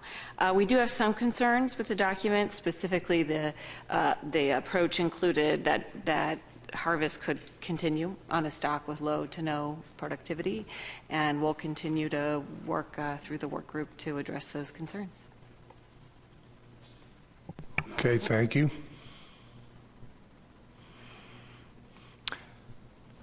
Chris. Thank you, Mr. Chairman. Michelle reminded me the issue that we just wanted to make sure was raised, and I think Tony already has it, that came in late, was I think in terms of any changes in allocation, some consideration be made to phasing in those changes over a period of time. When you consider the how long some of these allocation schemes have been in place, it's kind of tough just to the next year change over when you consider all the infrastructure and fisheries developed around those allocations. Thanks. Thank you, Chris. And that is one of the options, particularly under, specifically under the list of items, options that a board could use for species distribution changes. That any kind of, if there was a decision by the board to have changes in allocations, it could be in a phased-in process. We think that's an important concept for each board to consider. Anything else? Well, thank you, and as I said, and I want to thank the efforts of the work group. We had several meetings and conference calls, and then had reviewed different drafts of this, and I want to thank the work of the working group. It was diverse, and it was a public process, and I think we've come up at least with a good starting point for which for the commission to start adapting management to deal with climate change. And again, we'll be back with maybe a couple examples of how this would work and seek your approval of the document in February for use by management. Okay. I just cut myself off. Next, we're going to go to standing committee reports, and the first one is going to be the Habitat Committee, and Lisa Havel's here to provide it. Nope. Habitat and ACFIP, yep. Okay. Thank you, Mr. Chair. My first update will be on the Habitat Committee, and I'll be brief for both Habitat and ACFIP. The Habitat Committee met on October 18th, so all day yesterday. We had a discussion led by Michelle Bachman from the New England Fishery Management Council on their habitat impacts modeling work, looking at fishing gear impacts on fish habitat. I provided an update on what ACFIP's been up to, and I'll provide a similar update to you all soon. We also reviewed the 2017 action plan progress and finalized Goal 4 in 2018 for the action plan. We developed new ideas for the term habitat areas of particular concern. I know that at the summer meeting you all charged the Habitat Committee with coming up with a new term to avoid confusion, so we did that. And also Tina Berger held a discussion on our outreach and communication strategy, and I'll go into more details in the following slides. So for the term that we'd like to suggest to you all, instead of habitat areas of particular concern, we'd like to suggest fish habitat of concern. And if you are really opposed to that, we would recommend habitat of concern. And if you have comments now, I'm happy to take them, or we can open it up at the end of my presentation. Anybody want to provide comments on this term? We had this brought to the commission before, and they certainly had concern about habitat HAPCs being used. Do you have any preference on either of these terms, or are you fine with either of these as alternatives to the ones that we rejected? I'm seeing none, so I think you get to choose between those two. Okay, fish habitat of concern it is. The Habitat Committee is also working on a document based on state and federal actions regarding climate change. We've been identifying gaps in regulatory planning, and we will also be making recommendations in this document, and I plan to present that all to you at the winter board meeting. This year is also the 20th anniversary of the Habitat Committee's Submerged Aquatic Vegetation Policy. It came out in 1997. So this year's Habitat Hotline will be themed Submerged Aquatic Vegetation, and we plan to have that all out to you before the Christmas holiday. And we're also working to review and update the 1997 SAV policy document. We plan on including emergent issues and updates on the SAV status in particular estuaries or states. Also include information on state initiatives that have been taking place since 1997. We're including similar goals from the original plan, but update the recommendations and the literature, and I plan on presenting that to you at the winter board meeting as well. The Habitat Committee is also working on an aquaculture document. We've made a lot of progress since my update at the August meeting, and this document will highlight the effects of aquaculture on fish habitat along the Atlantic coast, and it will be presented by being sorted by the aquaculture methods, the species that we're culturing, as well as what each state is doing. And I know that some of you all, I know Maine and Connecticut would both like to review the document before I present it to the policy board, and I'm happy to work with any other commissioners that would like to see the document before we bring it again, hopefully winter 2018 for approval. So just come talk to me or shoot me an email after the meeting. For 2018, we chose the topic of the acoustic effects on fish habitat, physiology and behavior for our habitat management series, and environmental monitoring for our habitat hotline. So looking at short-term versus long-term monitoring, how different agencies are able to fund their monitoring programs, what their modeling data is being used for, et cetera.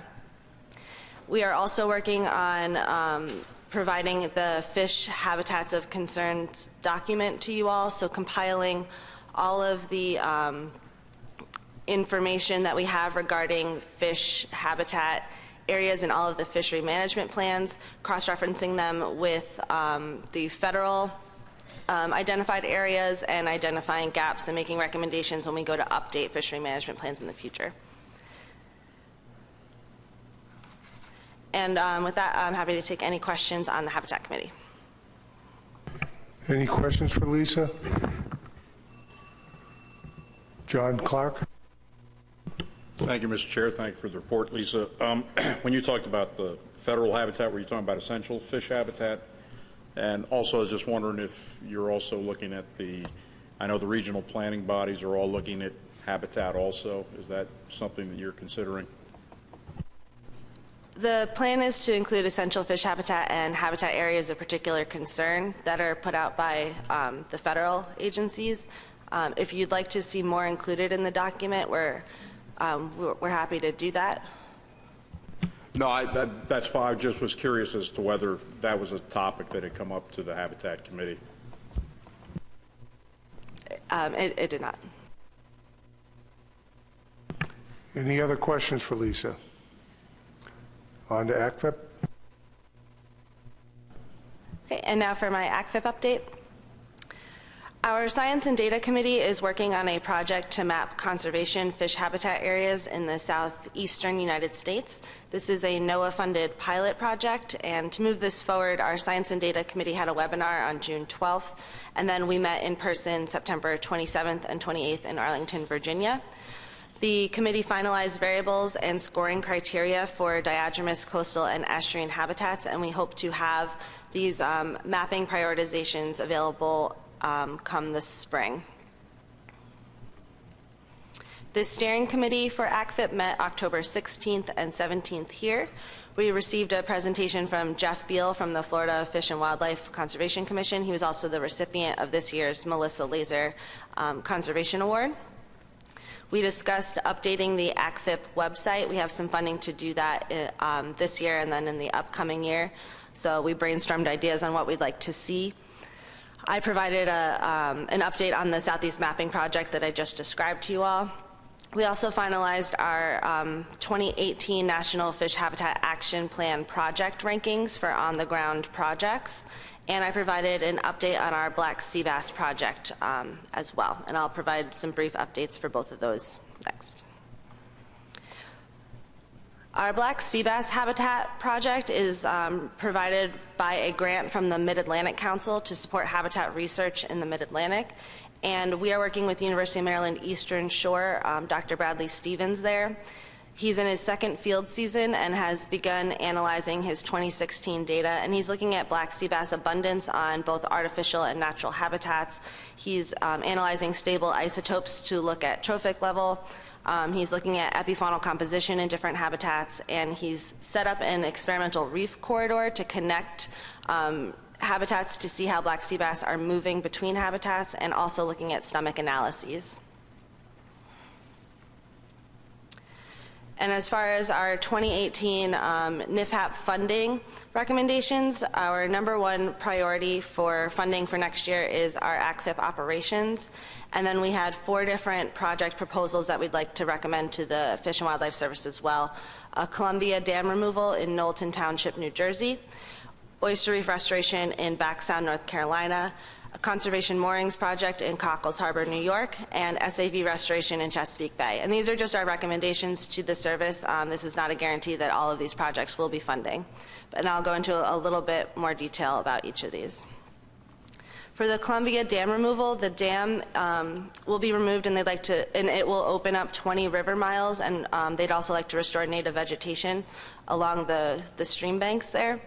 This dam is the first obstruction to passage off of the Delaware River, so by opening it up, they'll have better connectivity to the ocean. It'll benefit American shad, river herring, American eel, and native sea lamprey, and this project is led by the Nature Conservancy. The Oyster Reef Restoration Project in Back Sound, Rachel Carson Reserve, is in North Carolina near Beaufort. And they will restore 0.11 acres of oyster reefs, which will protect an additional 3+ acres of salt marsh. This is led by East Carolina University and will benefit red drum, flounder, and bonnethead sharks. The Conservation Mooring Project in Cockles Harbor, New York, which is on Long Island, will replace 6 traditional moorings, boating moorings, with conservation moorings in order to protect seagrass in the harbor. And I'm sorry that the photo is not very clear, but there's actually, it's an aerial view of scouring that goes on around each boating mooring, so you can see where there's bare sand substrate where there should be seagrass on each mooring. So this, the objective is to replace those scouring moorings with ones that have less impact on the bottom to allow seagrass to grow in. This project is led by New York State, and the goal is to have good visibility here to inspire others to use the conservation mooring. So this footprint will be relatively small, but we hope that the coverage will be good so we can get other people excited about it. And it'll benefit bay scallop, fluke, puffers, seahorses, river herring, American eel, and striped bass. And finally, a project to restore SAV in the freshwater and mesohaline region in Chesapeake Bay. They'd like to use seagrass seeding techniques in order to restore 10 to 20 acres of SAV. This is part of the Chesapeake Bay program's goal of restoring 185,000 acres in the bay by 2025, I believe. This is led by Maryland DNR and benefits blue crab, striped bass, and more. As always, ACFIP would like to thank the Commission's continued support, both operationally and with all of your information and efforts and all of that. So, and I'll be happy to take any questions. Any questions for Lisa on this? Seeing none, thank you, Lisa. I appreciate it. Thank you. And we'll move on to Mark and the Law Enforcement Committee report. Thank you, Mr. Chairman. I think we have a couple quick slides to go through. The Law Enforcement Committee had a very productive meeting this week. We met Tuesday and Wednesday. It was well attended, and we appreciate the opportunity to get together and have that meeting. We've provided a written meeting summary which gives you a little more detail of the things that we discussed during our two-day period, and that's available to the Commission and Policy Board folks. Some of the significant species issues that we reviewed, first of all, we had a presentation by a company that is working on lobster tracking equipment that is being tested now in some other fisheries, the sea urchin and some other shellfish fisheries in either Maine or Louisiana, and got a presentation on the possibilities of using that. You know, we've been discussing the need for some type of tracking technology in the offshore lobster fishery, and this is one possibility. It provides very high pinging rates, so you can do good tracking. It also has the capability to monitor actual hydraulic trap hauler activity. So these are the kinds of things that law enforcement folks are looking at as a valuable tool. We're going to continue to explore other kinds of technologies as they become available or we're made aware of them, and we're going to continue to work on that issue so that we can do better enforcement in the offshore lobster fishery. ASMFC staff came in, Megan Ware and Mike Schmidtke, to brief us on some of the developing management options for some of your species, particularly the Menhaden Draft Amendment 3, which is being developed. And I won't go into details. There was some interest in how that small-scale fishery bycatch issue or incidental catch issue is taken up, but there really weren't any significant concerns as far as processes for setting allocations and that sort of thing. We'll continue to work with staff and provide input on the amendment as we continue. The same with cobia. The LEC members had some pretty good interest in particularly the part of the developing plan that would look at setting de minimis regulations, and particularly for the states at that nexus where you go to de minimis states or possibly go to de minimis states. Trying to be as consistent as possible to have complementary regulations, particularly for the states of New Jersey, Delaware, Maryland, and Virginia, to try to coordinate in a way or have regulations in place that those regulations can be as consistent and complementary as possible, and also to the extent that that can be done with the offshore federal waters. Recognizing that's not an easy thing to do, but looking at the various management options, we hope we can continue to provide input on how we can be consistent there. Several of the LEC members had some insights as to how how fishermen are behaving and acting in those areas. And so it was believed that there could be some real value in trying to have some consistent regulations, because fishermen are going to go where they can catch the fish. Next issues. We talked about some other issues. Tony's already covered the charging for hire operators, so I won't go into that. We provided some input there and discussed those issues. Another issue that came up Wednesday, which we just want to highlight and make the commissioners aware of, it's regarding enforcing regulations in the EEZ for tautog. As you probably know, there is no federal plan for tautog, no federal management plan. And even though the Magnuson-Stevens Fishery Conservation Management Act does provide for state enforcement or state regulations in cases where there is no complementary fishery management plan in federal waters, the reality, based on some of the discussions of the LEC members, is that in some states, for jurisdictional reasons, the state's attorneys or the judges or courts are either unable or unwilling to make cases using state regulations in those federal waters. We discussed a couple of different possible options for states to implement regulations or statutory language that would specifically allow for the application of state regulations into federal waters in the absence of a federal plan, and that could alleviate some of this problem. But we just wanted to make that known to you that it is an issue, and particularly moving forward with the tautog management strategies and plans that we hope to see in the next year or two. This is something that probably should be taken a look at by the individual states, and we hope that we can provide you some more insight into that as we go down the road. Next slide, please. And we had some basic administration issues that we were able to take up at this meeting. We have a new chair and vice chair. We have a 2-year rotating chairmanship.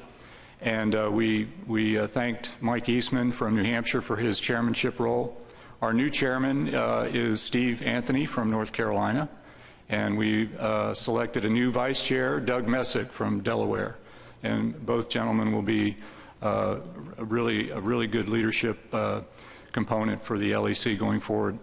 We took a look at our action plan, and of course the Law Enforcement Committee takes us seriously. We have goal 3 tasks that we look at on a regular basis, and we tried to do our best to review that and an update for the 2018 year.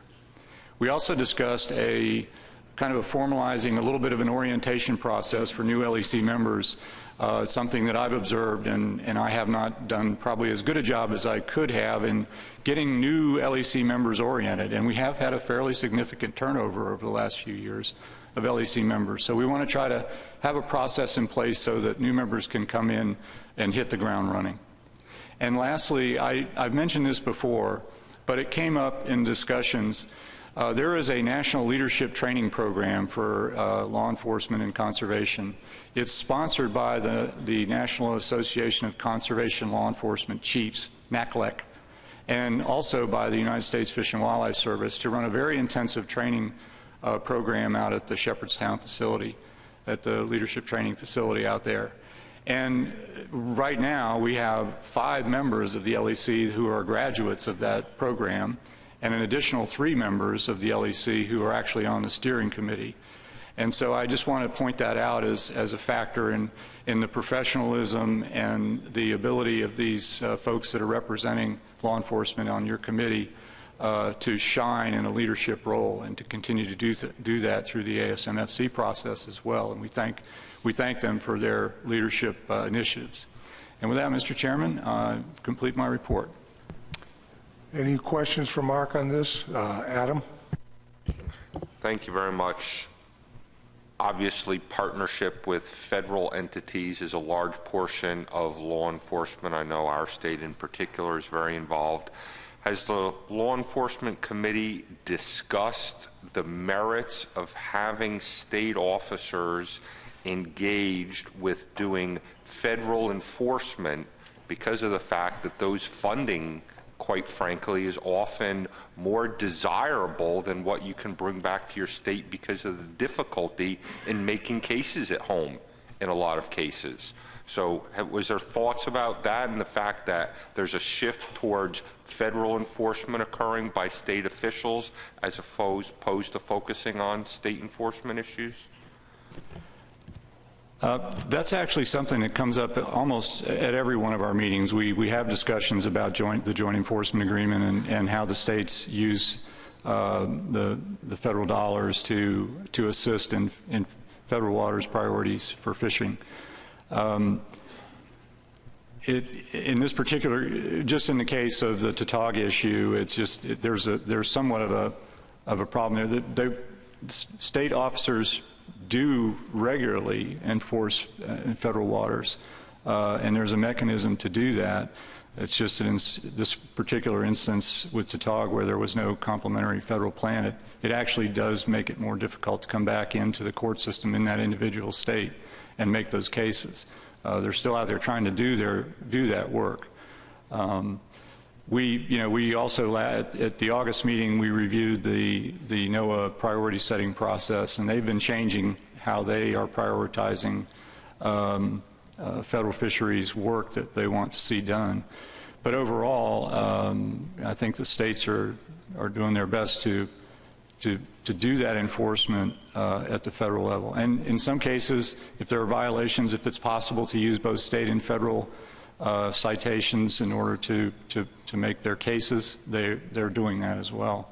I don't know if I answered your question. I wasn't too sure specifically what you were talking to. Follow-up? Well, specifically, I think there's a sense that there may be more incentive for state enforcement officials to do federal enforcement versus state enforcement. I think that's what the concern is that I would have personally in what I see. Mark? Yes, Adam. I have not heard that concern expressed at the LEC level.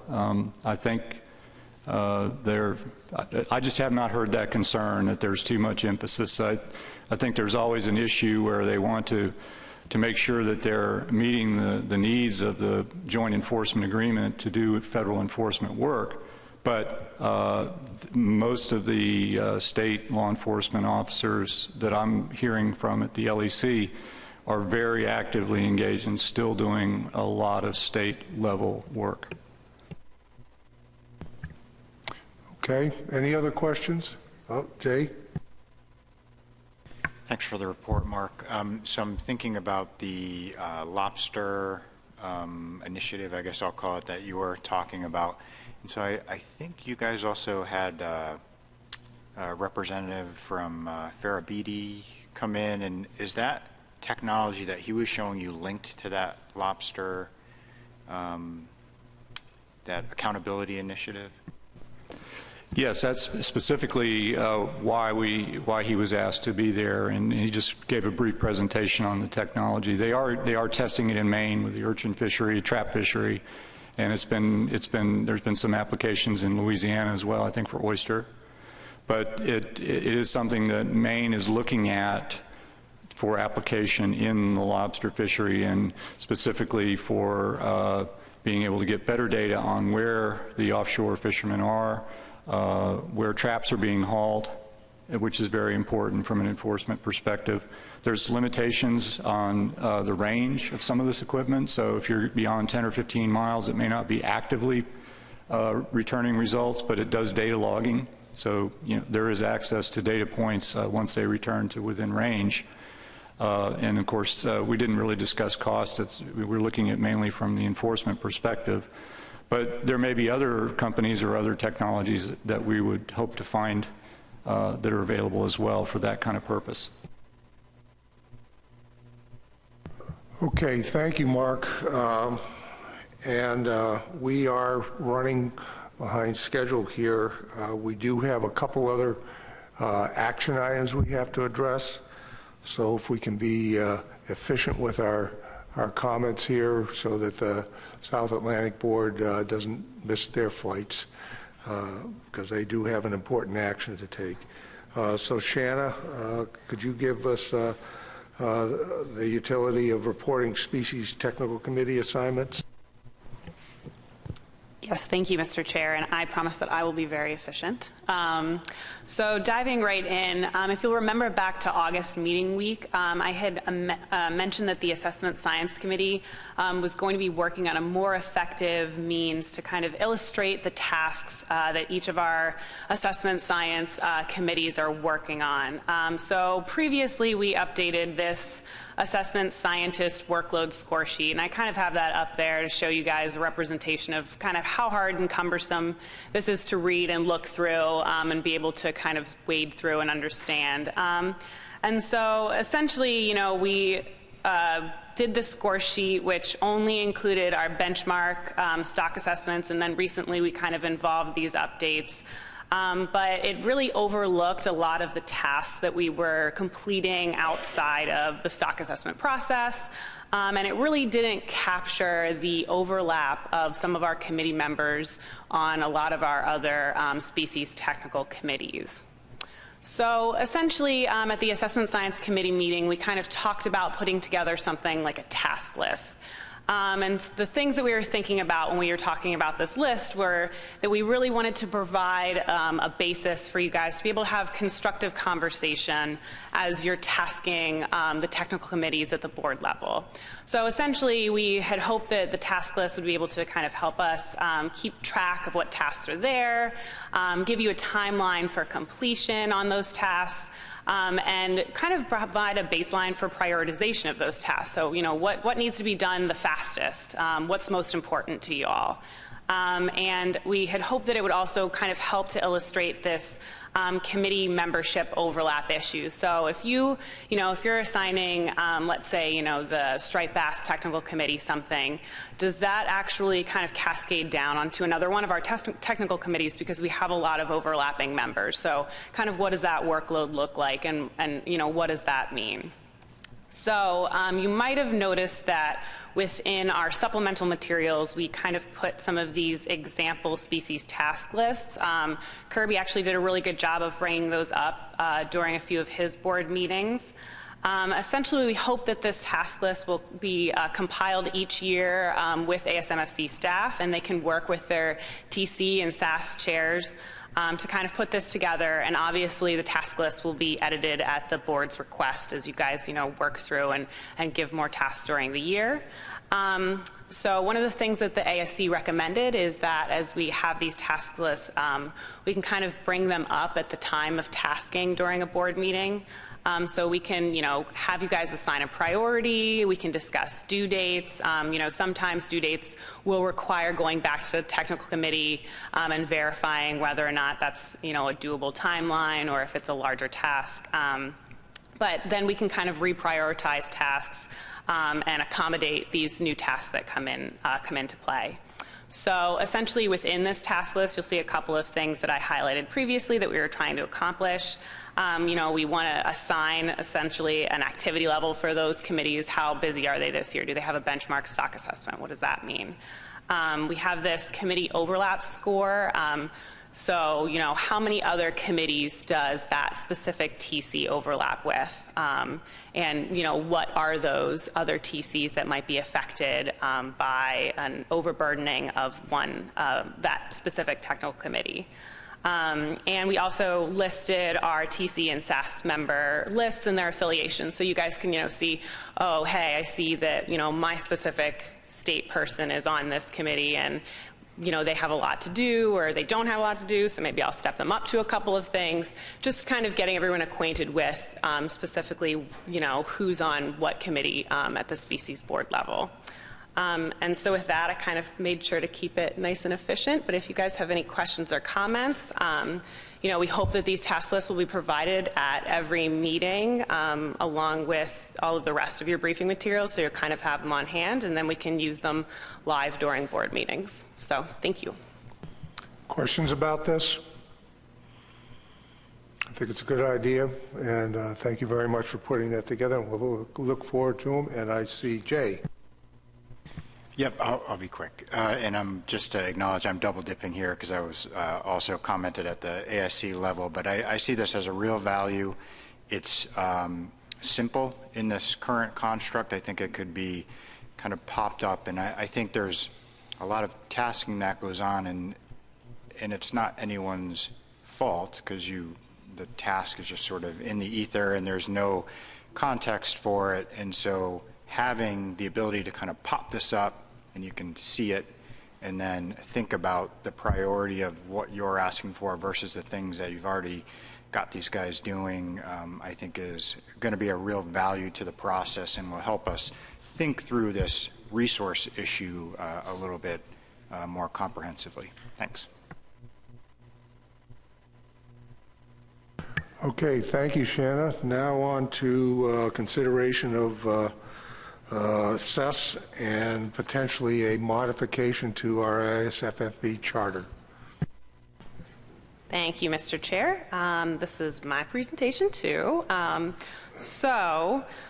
Essentially, we're coming to you guys. I'm the CES coordinator, and CES has been reviewing their current membership requirements. And so essentially, we went to the charter, we looked at it, and realized that it might not necessarily fit the vision that we have now with this new role as a committee. So the current requirements that are in the charter are that the CES members are kind of appointed at the discretion of the commission chair. Each one of our states needs to have a representative. We need to have 2 representatives from headquarters at NIMS. We need to have a representative from GARFO and CIRO. We need 1 representative from each regional council, and we need 1 representative from U.S. Fish and Wildlife Service. And so as we reviewed these things and we started to kind of talk about our new role in trying to kind of work with, individually with species and assign CES members to PDTs to make sure that we're really getting the socioeconomic perspective worked into our new management change documents, we discussed relaxing a lot of these requirements. Right now, currently, CES has a lot of gaps in their species coverage. We have a lot of gaps in membership. And reason being is that, we did have a lot of retirements, but then the other issue was that as we kind of developed into trying to become much more active in the ASMFC process, there was a little bit of hesitancy considering a lot of the CES members are volunteers. And so we are asking them for a lot. And so I kind of thought that it might be a good idea for us to relax the membership requirements so that we can reach a broader range of individuals who come in with an understanding of knowing exactly what they're going to be doing on this committee now. I'm hoping that people will be excited to be a part of ASMFC's process. And so we're just trying to allow a little bit more flexibility. Appointing members to meet these very stringent requirements, I don't really think encourages active participation in this committee. But the group did want to note that they still recognize that we should really try to focus on having a balance of both social scientists and economists and geographically. So on this slide, I pulled the language from the charter, and the language in red is the old language, which is kind of what I listed to you guys at the beginning in bullet point form. But I'll read the new language aloud to see what you folks think. So the Committee on Economics and Social Sciences is a standing commission committee. Committee membership is voluntary and preferably consists of a balance of economists and other social scientists knowledgeable about fisheries issues in their region. An active base of members willing to help the CES achieve their primary activities is a top priority, while ideally membership should be balanced geographically to provide coast-wide representation. Up to 20 individuals should be maintained on the CES. So that is the new language that we are recommending to allow a little bit more flexibility in our membership. And with that, I would be happy to take any input from the board, or if you folks are comfortable with the changes that we've made, we would need a motion to change that language within the ISFMP charter. Any questions on this or comments? John. Yes, thank you, Mr. Chair. Do we need to put anything in there to make it clear that all states could have membership on the CES, that any state can nominate somebody, that membership won't be limited to 20 individuals if a state doesn't have somebody on the CES and would like somebody on the CES? Shanna? Yeah, I think we can change the language a little bit to reflect that, to make sure that each state has representation, and if folks want to be more flexible, they can be. Bob? Shannon, did the group talk about the chair still appointing the membership, or under the new language that part's struck? So how would the group be appointed? Yeah, so we did talk about that, and we thought that it would be good to essentially make an open call. So I think at the board level, if folks have people in mind at their states, they can come to us and let us know. But I think that having it appointed at the discretion of the chair was hard, because we also wanted to be able to make an open call to fill in any missing gaps. So essentially we thought that we could distribute something to the same parties that we distributed our RFP to, so that we can try to get members from all across the coast that are already interested in being a part of the ASMSC process. Bob? So I think we still need to include something in there about, who, after you make the open call and you get a bunch of interested folks, we need some group or an individual, the chair, whoever it is, to make a decision about, which of those interested folks actually populate the committee. So I don't, we've been doing it each year in the chair's memo at the beginning of the year. So correct. Somehow we need to, some group, needs to pick through that, I suppose. Tony? And we changed the protocol, I think when we changed at some point, that both Habitat Committee members and CES Committee members can be appointed at any point during the year, and that the chair, it just still has to go through the chairman. Roy? Thank you, Mr. Chair. It wasn't clear to me, based upon the presentation, whether membership by a state person is prescriptive or strictly voluntary. In other words, I presume each state would have the opportunity to put a person on the CES, but will each state be represented on the CES? Shanna? So the way that we have it written is that you will have an opportunity, but each state does not necessarily have to. And the reason being was it being so prescriptive, there were still states that there were always gaps on. And so unfortunately we could never fill those holes, so we were never up to full capacity on that committee, which was leaving us then gaps in species coverage. Any other questions on this? Is there a motion, a specific motion that's been crafted that hearing some of the comments here, I think we might have to modify the motion. And is it something that we can do quickly today, or should we hold off until the next meeting to take into consideration, put in specifically who will be doing the appointing, and to make sure that every state has the opportunity? Because I think that language needs to be actually in the charter. So, well, one option may be to, we can, at the staff level, tweak that language and just circulate it to the policy board between meetings. I think it's a pretty clear record of the sense of the policy board here. We can adjust that language and make sure the CES is okay with it, and do that between meetings, so we don't have to wait too long on it, if that works for the group. So are you suggesting that this motion be made by someone at this point with the language will be tweaked, or should we wait and make the motion at the next meeting after we come up with the actual language? I think we can make the motion today, and if we get to a point where we can't resolve this over email, then we can tackle it at the next meeting. But I think we can make the motion today and handle it through email correspondence, and it'll be done before the next meeting.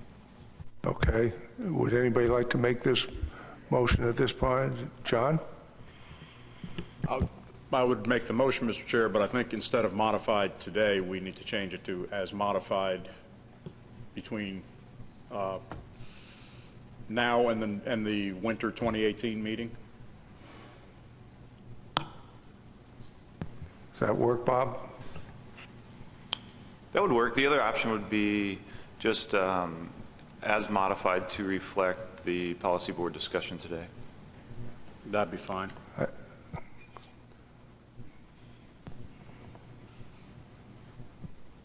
Be glad to make that motion. Okay, is there a second? Okay, Jim Estes. Discussion on the motion.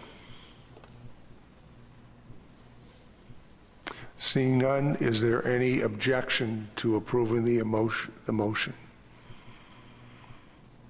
motion's approved by unanimous consent. Thank you. And finally, review and approval, and consider approval of the assessment schedule with a couple changes. Thank you, Mr. Chairman.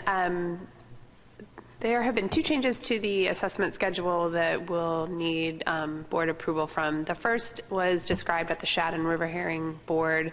The Shad stock assessment is being changed to, it was an update, and it's being changed to a benchmark, which pushes the time frame back to 2019 because it is a benchmark and will require more time to complete, as well as the weak fish stock assessment, which I described at the business session.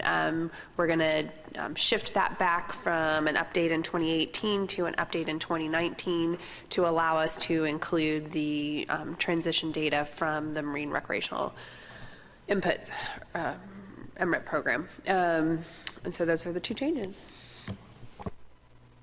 Any questions for Tony on those two changes?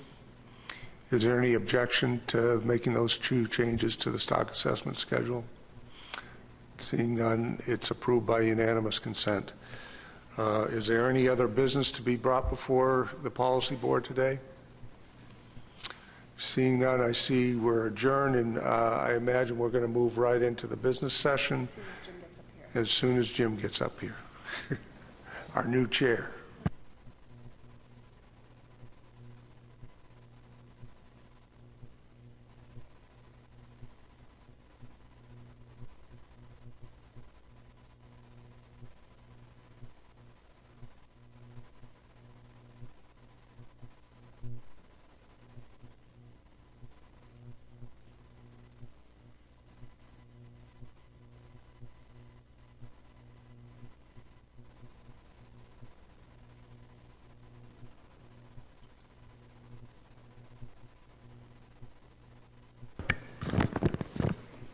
Okay, we're going to move right along. I'm going to invoke my George LaPointe and see if we can do this very quickly. We've got a couple of final approvals on amendments that were discussed and approved this week by the boards. The first one is for Northern Shrimp, and the next one's for Tautog. So do we have a motion for Northern Shrimp? Doug?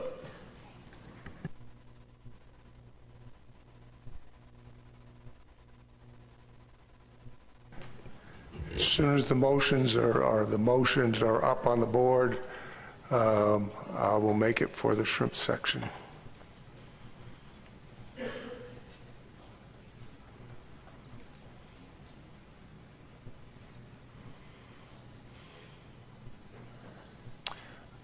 All right, the first motion is to move the commission approve Amendment 1 to the Northern Shrimp. Amendment 1? Amendment 3.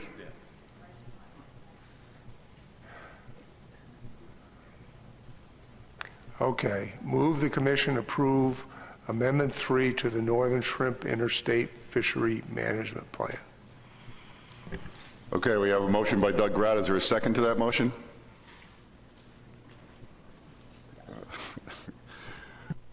Eric Reed seconds the motion. Any discussion on the motion? Is there any objection to the motion?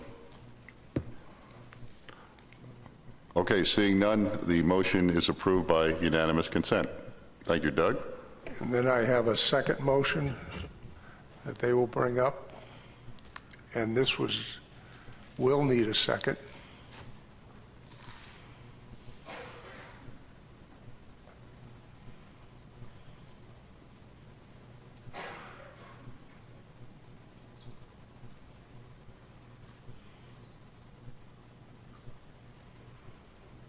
Okay. My motion is to move the commission send a letter to NOAA Fisheries and the New England Fisheries Management Council regarding the requirement for size sorting grates in Amendment 3 to the Northern Shrimp Fishery Management Plan. And if I get a second, I'll provide some justification. Do we have a second for that motion? John Clark? Okay, Doug, the floor is yours. The justification is that in our Amendment 3, we have additional size selection grates that are not currently in the groundfish plan. The northern shrimp fishery is allowed to occur under a groundfish plan exemption, which allows for a Nordomar grate. That helps get rid of bycatch of groundfish, get rid of and eliminate bycatch of groundfish species.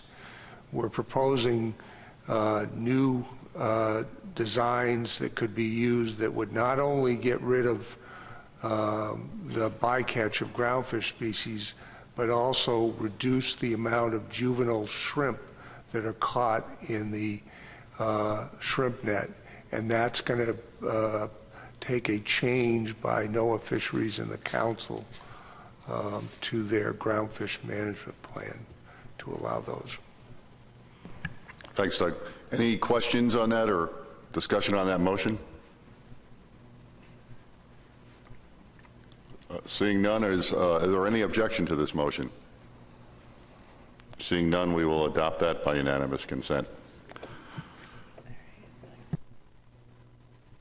Okay, now we need a motion on the tautog amendment. Adam Nowalski. Thank you, Mr. Chairman. Prepared to make that motion on behalf of the board, so we should not need a second. On behalf of the Tautog Management Board, move the Commission approve Amendment 1 to the Tautog Interstate Fishery Management Plan. Thank you, Adam. Is there any discussion on this motion? Is there any objection to this motion? Okay, seeing none, we will adopt that by unanimous consent. Okay, moving right along, the next action item we have is from the Resolutions Committee, and we're going to have a report from Jay McNamee. Jay? Thank you, Mr. Chair. Good afternoon, everyone. We've developed a resolution for you to consider. But first, I'd like to thank the Resolution Committee. This resolution was a team effort between me, Pat Gear, Representative Sarah Peak. Tina helped us edit and gave us some good comments. And we also had a special guest contribution from Dennis Abbott, who gave us some great language to include. We tried to capture some of the spirit and funny anecdotes from this past week, and we also wanted to make sure someone who was not able to be with us this week knows that we were thinking of her. So with that, I'd like to offer a resolution for your consideration. Please proceed. Okay. Whereas the Atlantic States Marine Fisheries Commission celebrated its 76th annual meeting in beautiful downtown Norfolk, Virginia, which provided a wonderful setting for the commissioners, law enforcement officers, commission staff, and habitat scientists to deliberate and discuss fisheries issues of mutual concern. And whereas the opening plenary session was honored to have guest speaker Dr. Roger Mann of the Virginia Institute of Marine Science present a talk titled Fishery Management and Moving Baselines, a stark, eye-opening look at climate change and its role in fisheries management, which reminded commissioners and guests of the dynamic, exciting, and challenging field that we have all chosen as our life's work, and that this field will be a work in progress for years to come, leading some of our colleagues to immediately leave the session to either phone their retirement boards or therapists.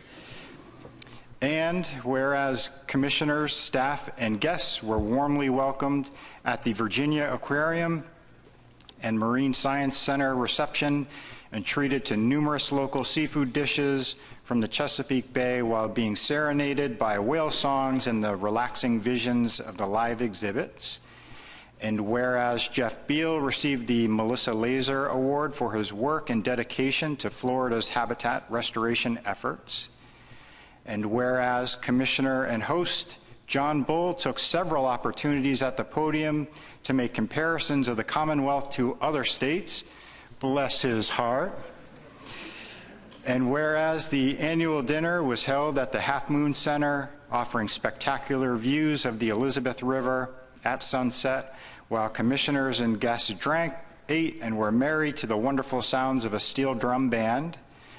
And whereas the 27th Annual David Hart Award recognized Paul Diodati, retired director of the Massachusetts Division of Marine Fisheries, for his long commitment to the Commission and his many accomplishments in the field of fisheries management, both in Massachusetts and all along the Atlantic coast.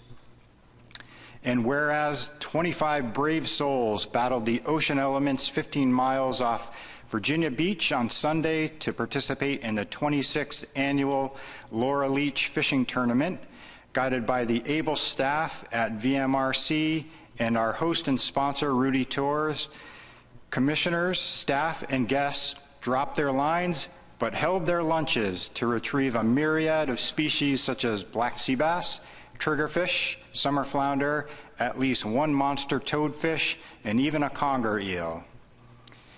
And whereas, speaking of our friend and colleague Laura Leach, who for the first time in 36 years was unable to attend the meeting and whose absence was both duly noted and deeply felt by all participants, and whereas her efforts along with her team at ISFMP, who picked up the ball and ran with it when their friend and colleague needed it most, contributed to another wonderful and successful meeting week. Now, therefore, be it resolved that the Atlantic States Marine Fisheries Commission expresses its deep appreciation to the Virginia Commissioners, John Bull, Catherine Davenport, Senator Richard Stewart, their proxies, Kyle Schick, Joe Cimino, and Rob O'Reilly, to the VMRC and Commission staff for their outstanding support and assistance in making the 76th annual meeting a great success, and that we, the Commissioners, wish Laura a continued successful recovery, and we look forward to greeting her with a big hug when we meet again in Arlington, Virginia during the 2018 winter meeting. Thank you, Jay. Very well said. And on behalf, without objection, I'll take that in a round of applause for our host.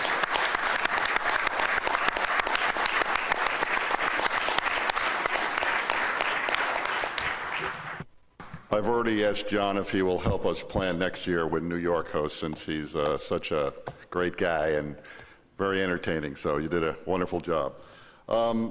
I believe that's our last, unless there's other business before. Malcolm Rhodes.